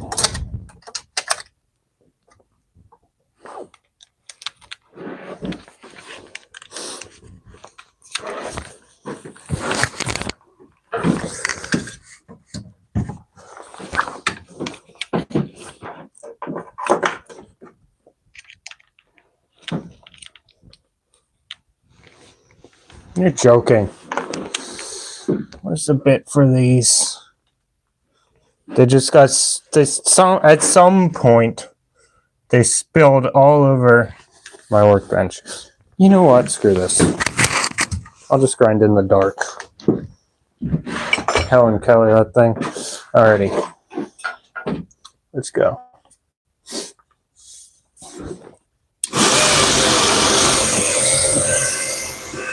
You bet.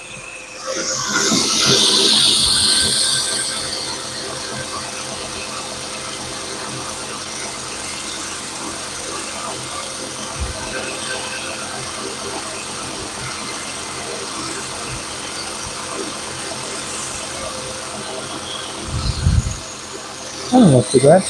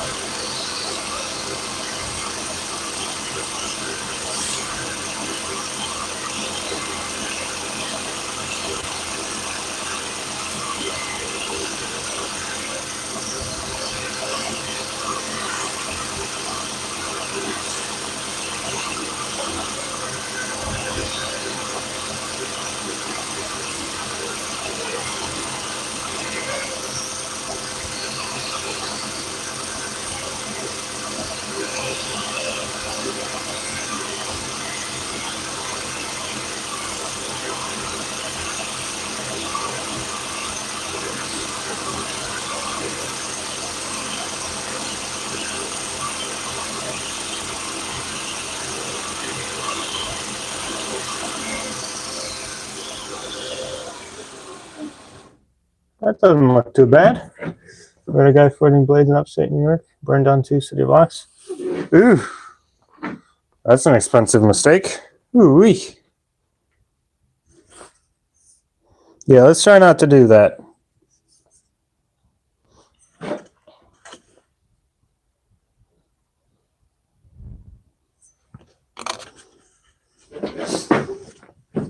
Let's see. What do I? Oh yeah, right. I need to measure things.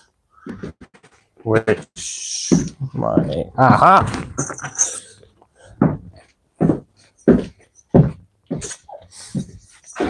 Let's see. 1/2 inch, about. Aha! Bevel, Jesus. Fuller is centered. Mint. All right, that means this doohickey-mabob is not, but we can fix that later. Alrighty.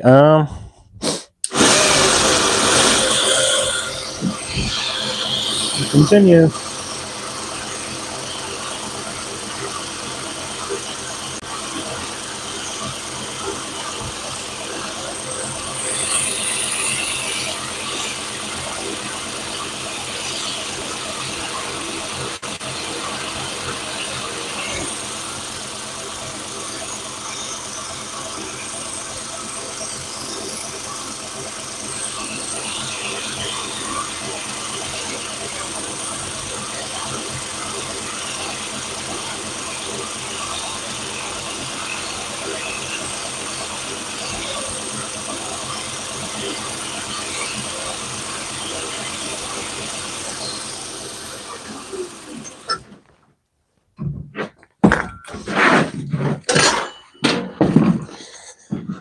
Let's sit down. Yep, I'm still alive.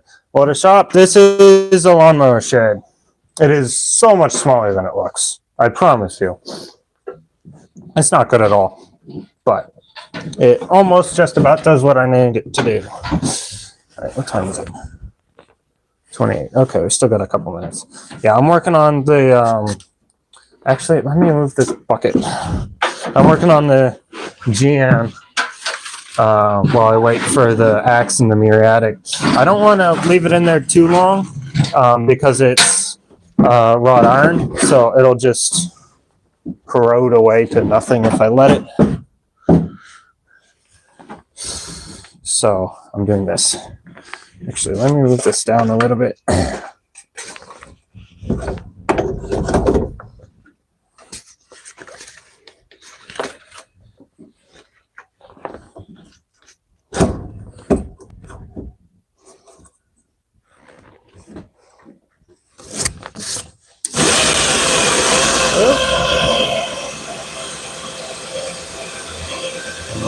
Go.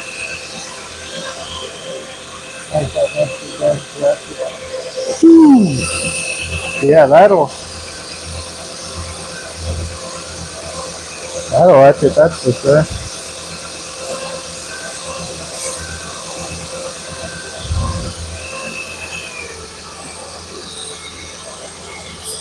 Oh.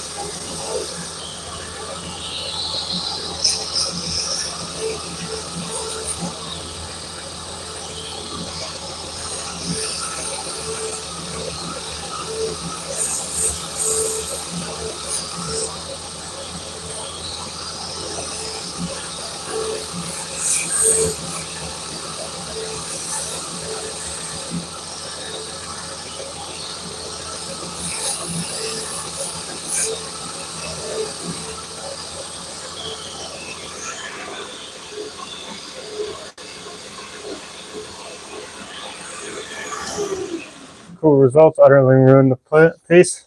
Yeah, I guess if that's not what you're looking for. Yeah, these are wireless. They're Bluetooth.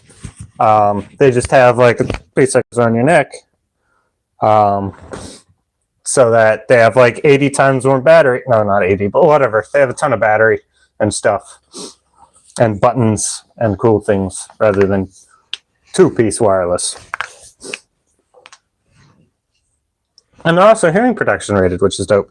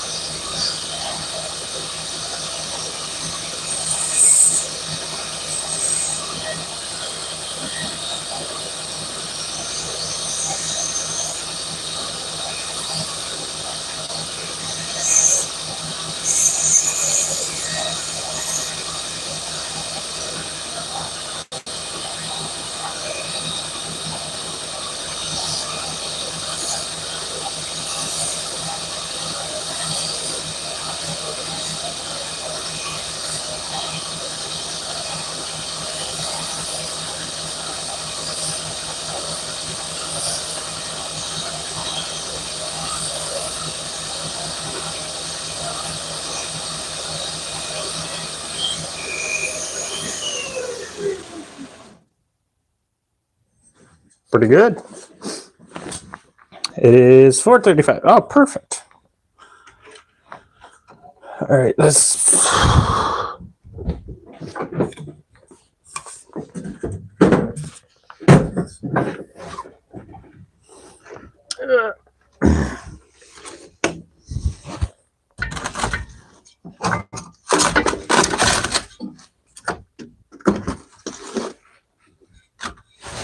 All right, let's take a look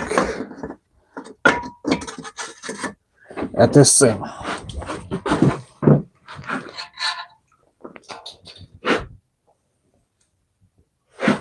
I did not mean to do that, by the way, at all. Not even a little bit. That's cool. Oh, okay.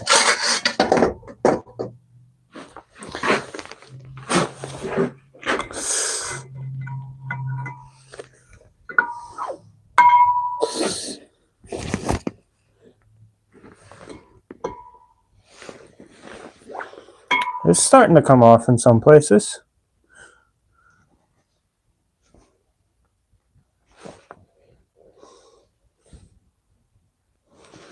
And let me put this down in a way. Put the jack down in there. Ow.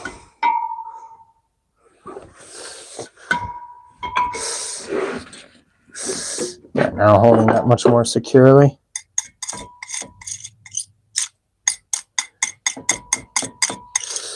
That's still pretty.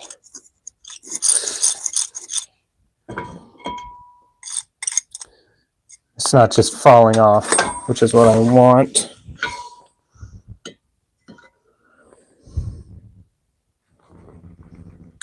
So that's going to go back in there, and then we'll give it another 15 minutes. So 4:50.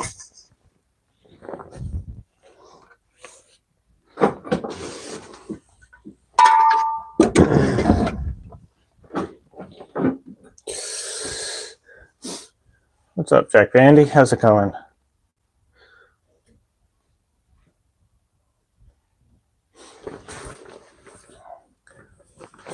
All right, back to what we were doing. Grinding fullers. This is still centered, right? Perfectly there. Up here.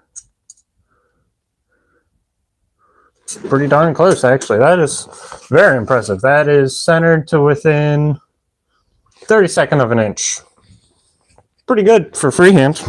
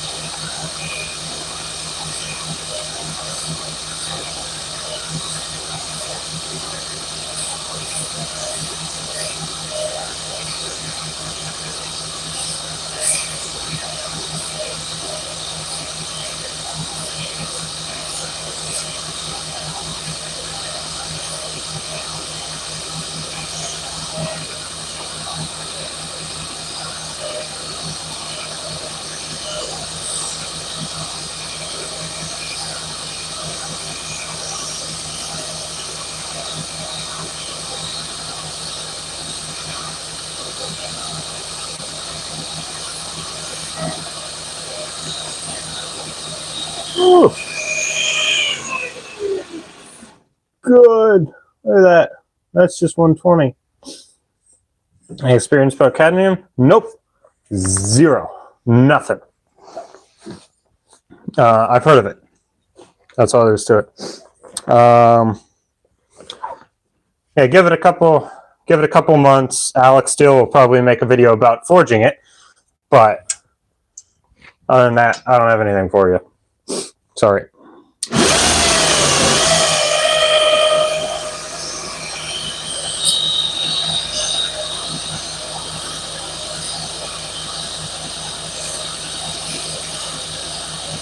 You might have already, I don't know.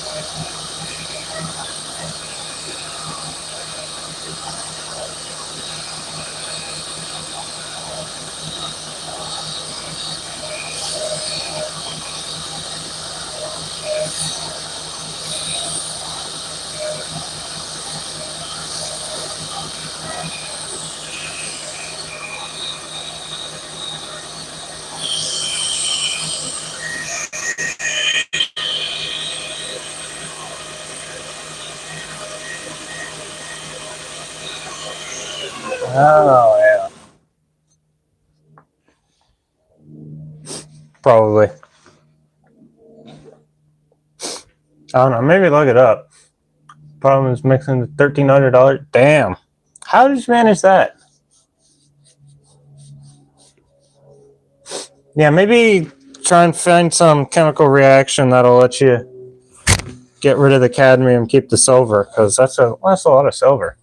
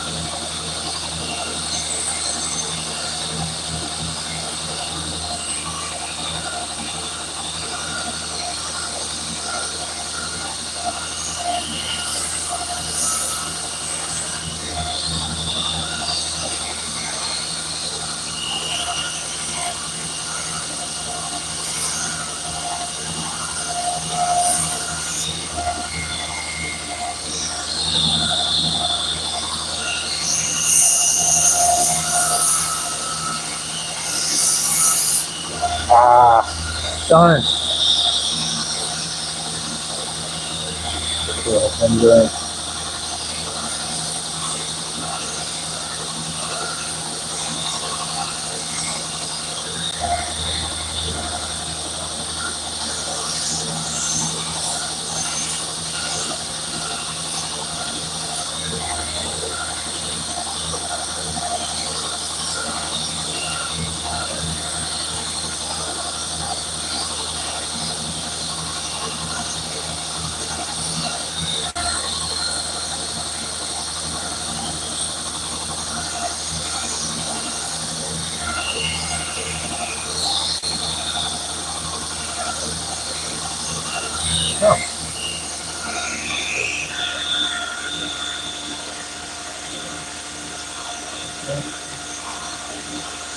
Oh, wow. Oh, okay.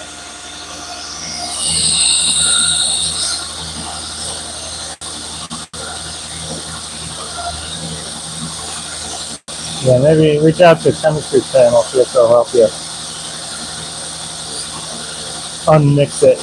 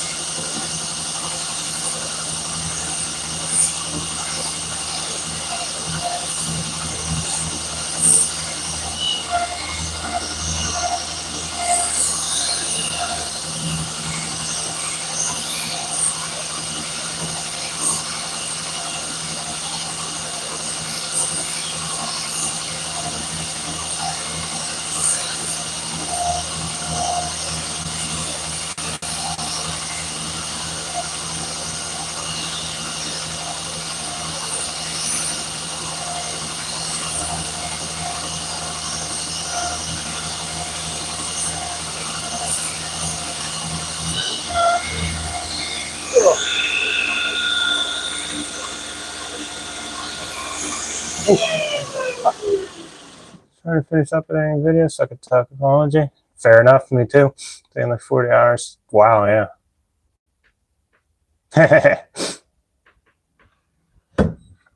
For real. All right. That looks pretty good. I'm somewhat happy with it. It's not all perfect and I will clean it up more, but I'm definitely getting a lot better at the fullering. So we still got another side to do. Actually, what time is it? 56. Okay, we're overdue for checking our muriatics. So let's do that.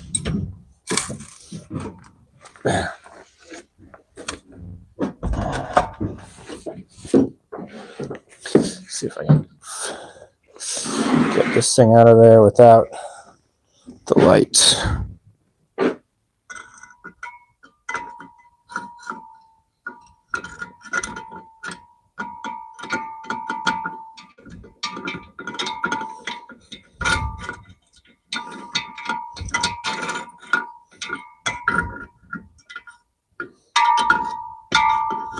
Oh, I knocked it over.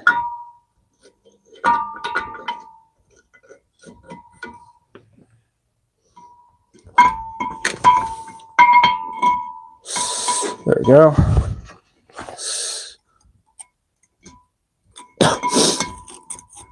I've definitely got more rust, more of the scale coming off. And it's starting to convert to rust, but there's still a lot there.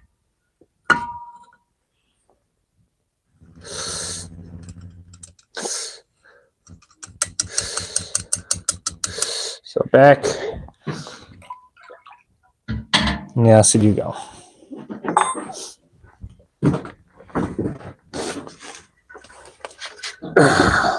I don't even know how long this is supposed to take, but whatever.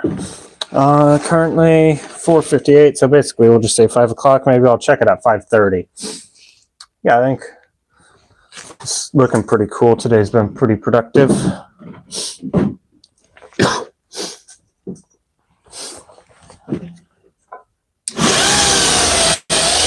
Alright, back to the front manual posture.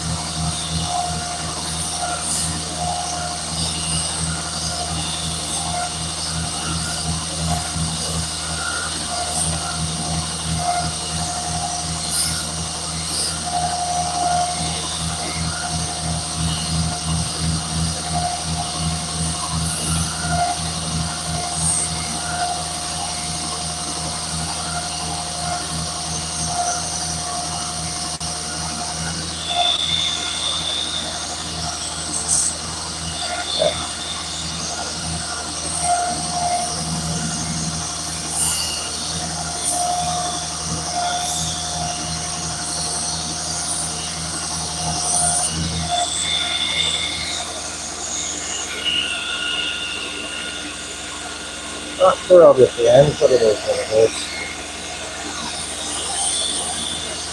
I think at this point I'm going to put it over and shut. Oh, hot. I'm going to flip it over and do the other side. Then I'll wire wheel it all to shiny it up. And then I'll take the bevels and pull it up through the grip. Probably pull it first.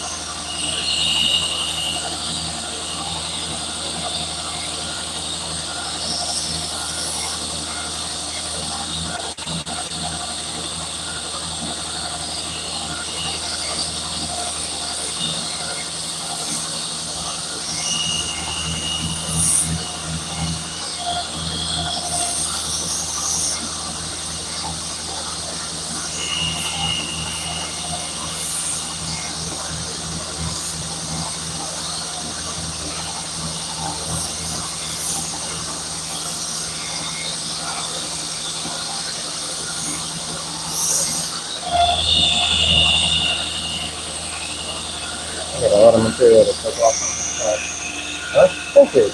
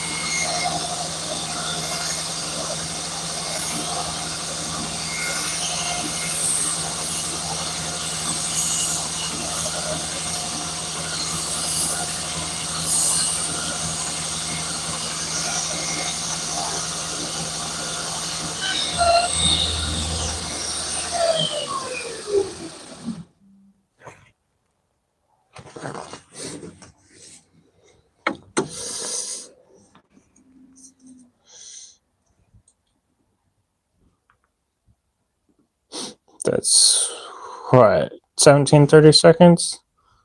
And oh wow, so we got a lot to take off this side. Yeah, it's definitely shifted. Okay.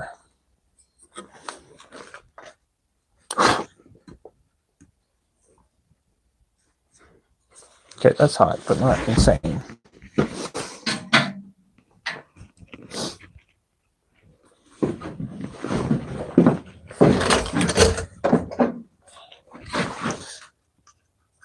Come on, spray bottle, spray.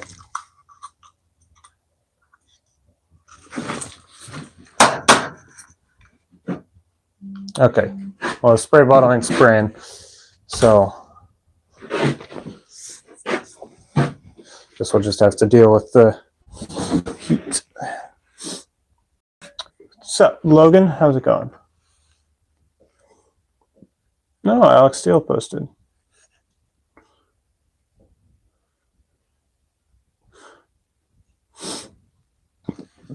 Alrighty.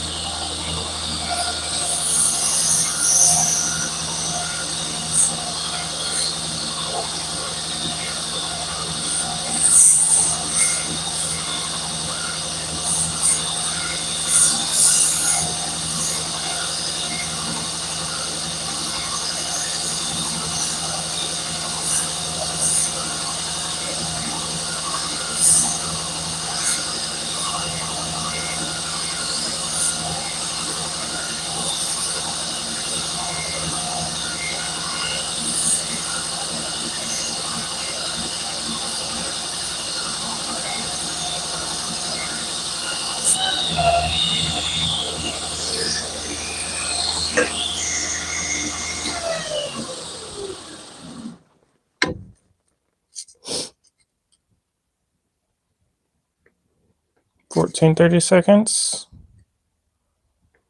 14, 30 seconds. Okay, that's centered.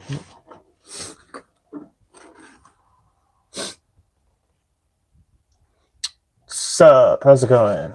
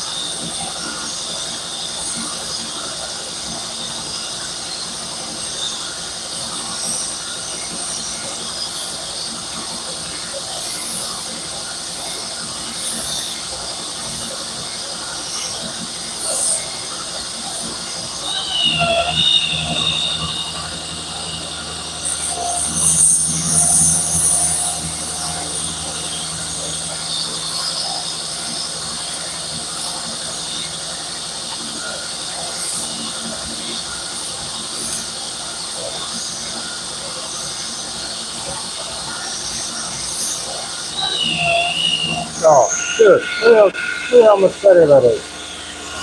It's so much better. Oh yeah.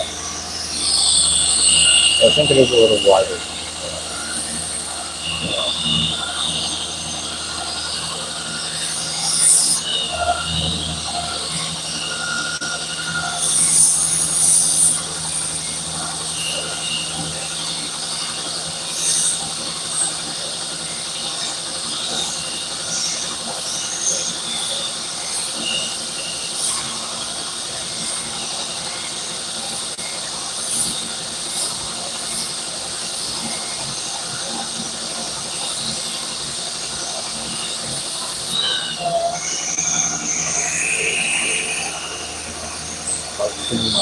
balls.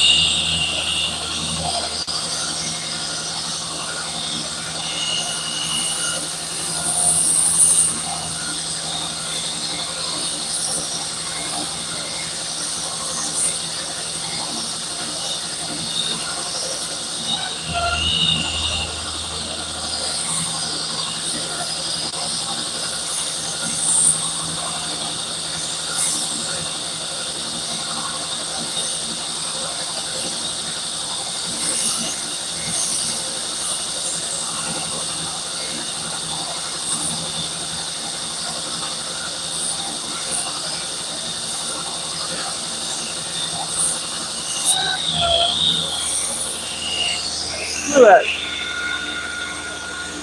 The first one? Depends on what it is. Usually I just pick a price that seems fair and like pays me enough from obviously covers material expenses and pays me a decent amount for my time.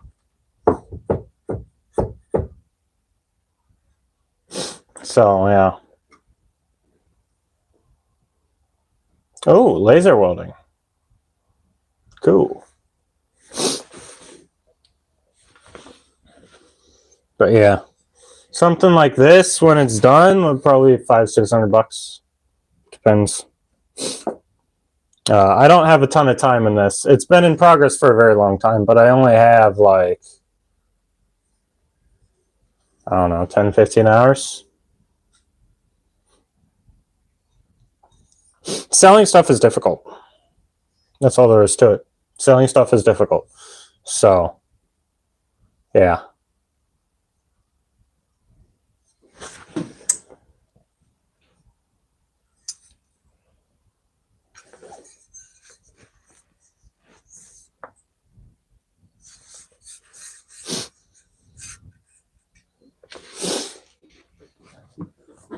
Yeah, I don't really try and do this like solo for as work.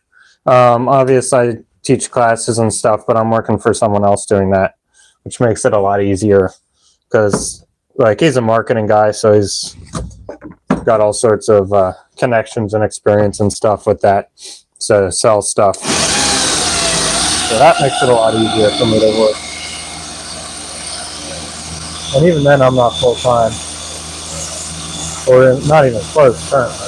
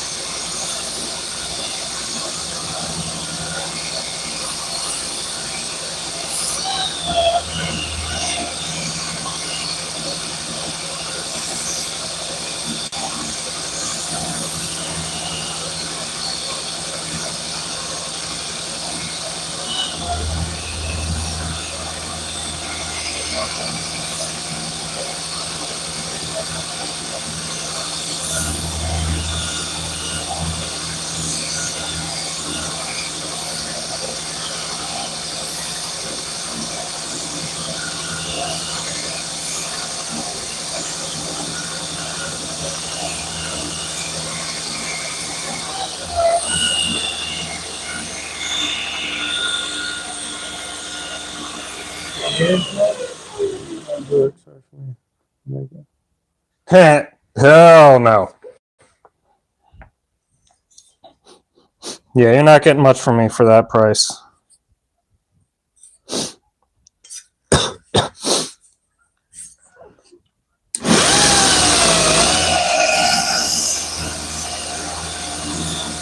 Certainly not a sword.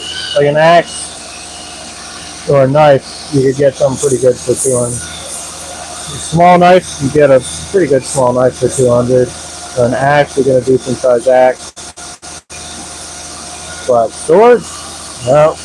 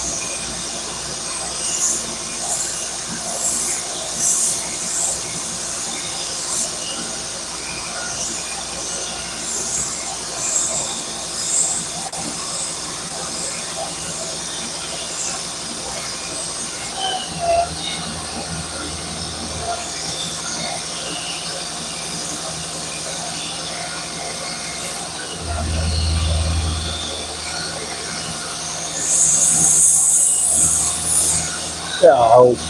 No.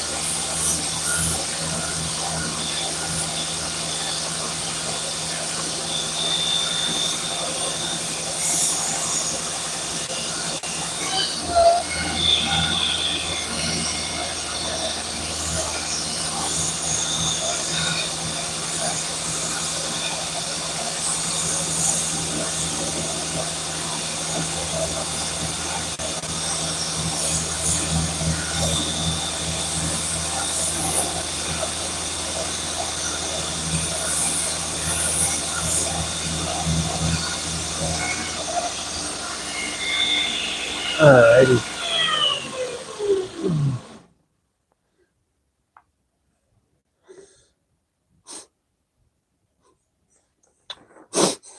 You never had one. I've never seen you before. Don't try that.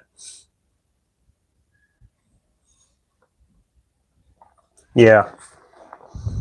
Labor's a lot cheaper pretty much everywhere but here and some East or Western Europe. Well, it's a lot wider on that side, but well, sword's so straight, so we'll take it.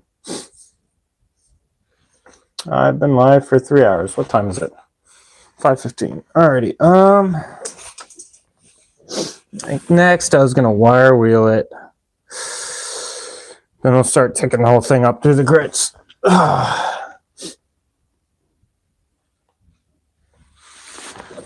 Yeah, nice try, buddy.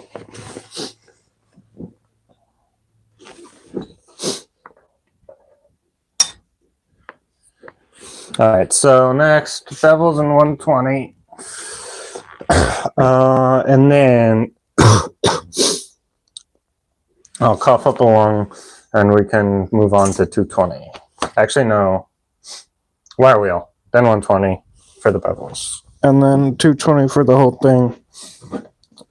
Probably after 120 bevels, I might check on the. Nah, it'll be fine.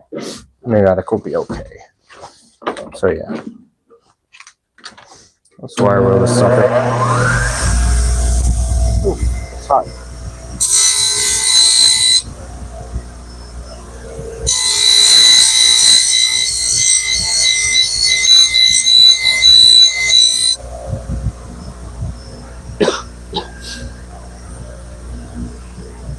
Honestly, kind of like the dark finish though.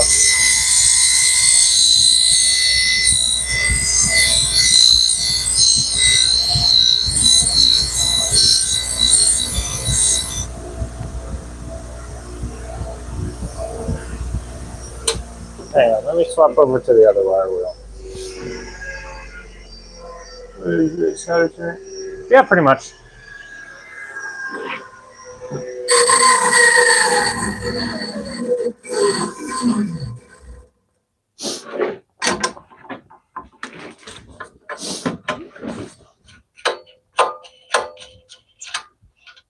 Yeah, I gotta get this finished up so I can kill that fucking bronco over there.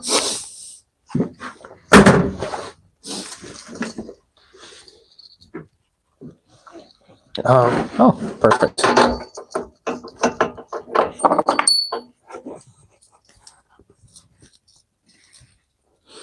Come on. You're the correct size, I know you are. There we go.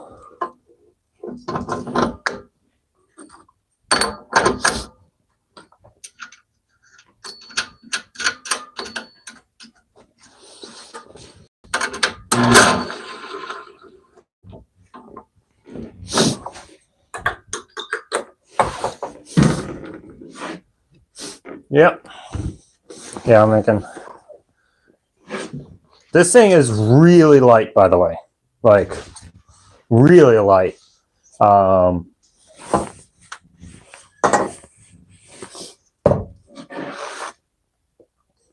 I don't know. I'll weigh it. I might take it and weigh it after I finish grinding, and then I'll make a community post or something. I should get a scale for down here. That would be cool. But yeah. And then this is just going to get some wooden scales here. And then I haven't decided if I'm going to do a leather wrap around here or try and sharpen these or just leave them as is. I don't know. You say, that is true. But this one's a lot thicker than his was. And also it's tempered to blue. So I think we'll be all right. This one's not going to bend 180 degrees and go right back to where it was before. And also I stress tested on pumpkins quite a bit before. I think I even posted that. I'm not sure if I posted that as a short. No, I didn't. I'll post it after I'm done. But yeah, before I ground any bevels, edge was like 3/32 maybe. It was just chopping through pumpkins like nothing. Yeah, it's been like that thing just about a circle. It was crazy. Oh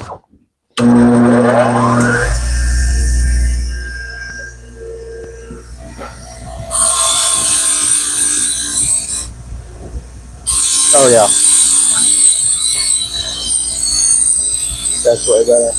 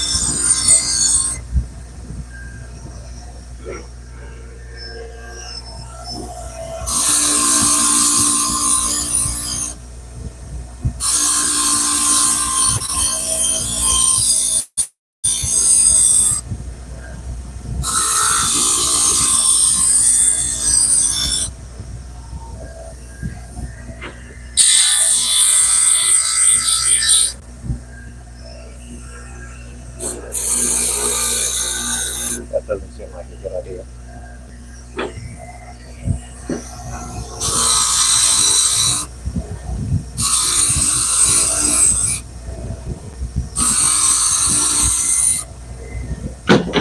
Awesome.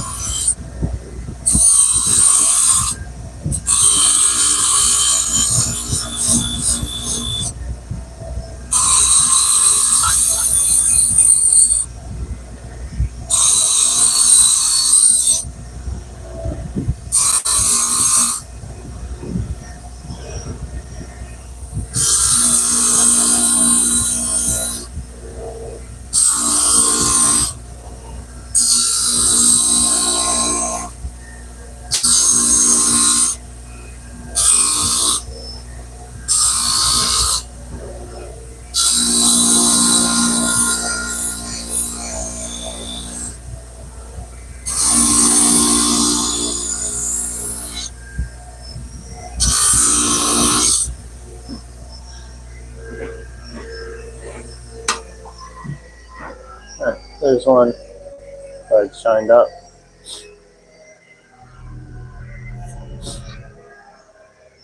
Is the feather stiff as a board? Not quite stiff as a board. It's still got some flex to it, but yeah. See, we still got 47. 3 hours and 10 minutes. That's pretty good. I'll take it. The worst thing about this wire wheel is not the fact that at any moment it could grab this and throw it at the bench really hard and break it. It's the fact that the wires all grab the air and spin it around, so it's super duper windy and really freaking cold. It sucks. It's also, I don't know, probably like 30 degrees out, maybe less. So that doesn't help. Fahrenheit, not Celsius. Celsius is a joke.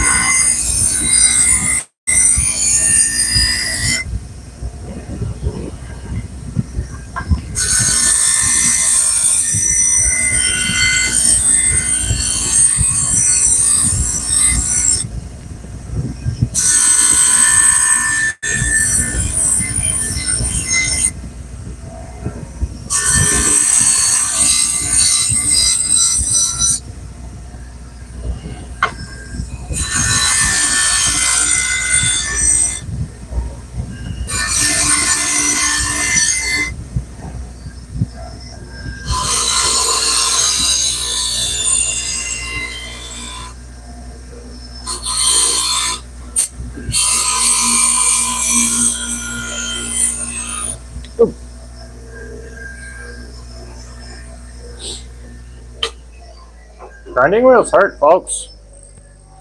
Notice how... No. Blacksmithing competitions? Not Forge and Fire, no. And outside that, not really. Like I kind of did one with a couple of my friends, but I'm the only one that had any actual blacksmithing experience, so it wasn't much of a competition. But yeah, there's our wire wheeled side, not wire wheeled side. Let's see, it is 5:30. Let's check.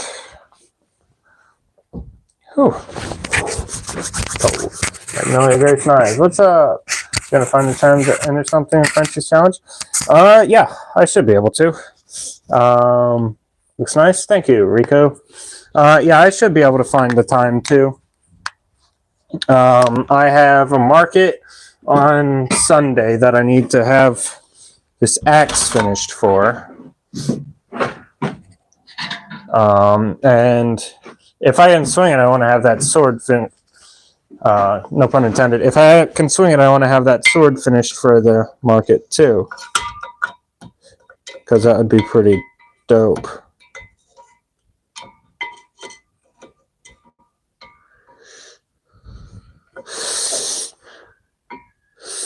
Okay. And I got heaps and heaps and heaps of rasps, so I don't have any excuses on that front. So yeah, I do want to. We'll see. I should be able to find time. It's just before the end of the year, right? I'm pretty sure it was before the end of the year.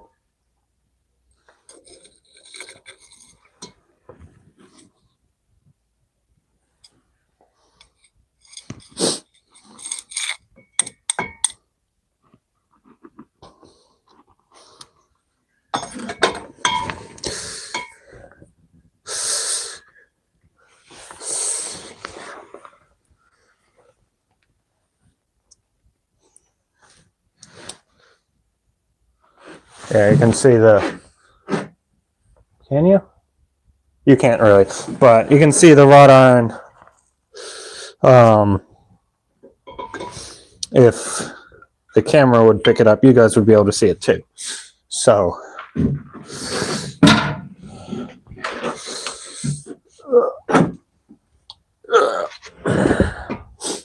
Yeah, okay. Go birds. It was my first time forging. Really? That's cool. Why? Okay.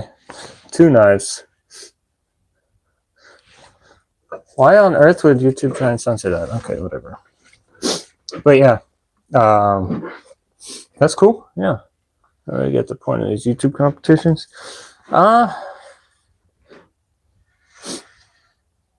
Yeah, I don't know. They're just fun, honestly. Like, you get to make something that maybe you've made a ton of, maybe you've never made before, and a bunch of other people make the same thing, and then you can compare notes at the end. I don't know. They're fun. I've never really been super into them. But it is what it is.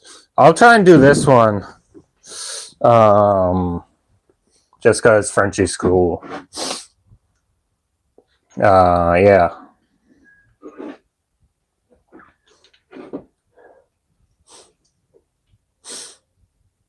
Yeah, that's my thoughts on that, pretty much. I like Frenchie, he's cool, so I'll try and make some time to participate in the thing he's organizing. Yeah, Frenchie, I don't think he has Discord. You can always invite him. It's the OG Frenchie is his channel name. He's real cool. So you can, yeah, very pop in his comment section.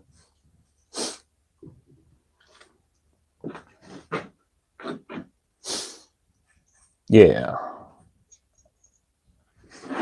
Oh. Joe told me about him? Oh, okay, cool.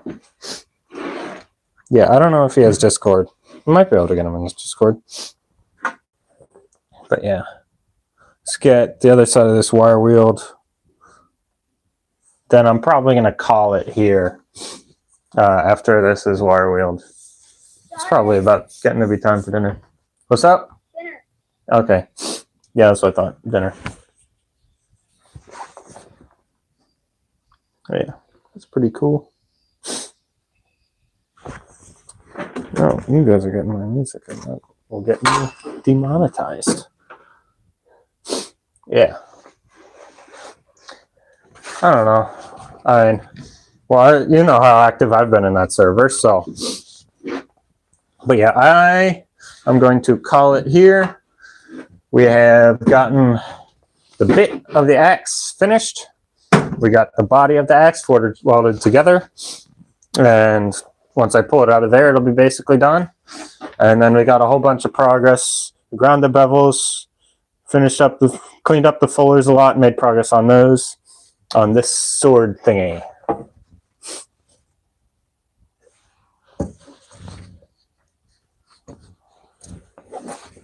So yeah, and then,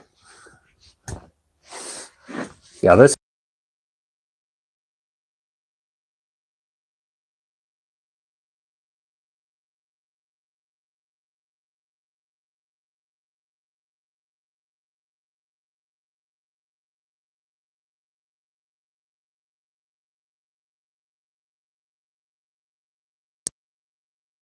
timing. All right, if you're not subscribed, please subscribe. My microphone's about to die again, so that's the end of the stream. Have a good night. I'll see you next time. Did I hit cancel? Come on. Okay, there we go.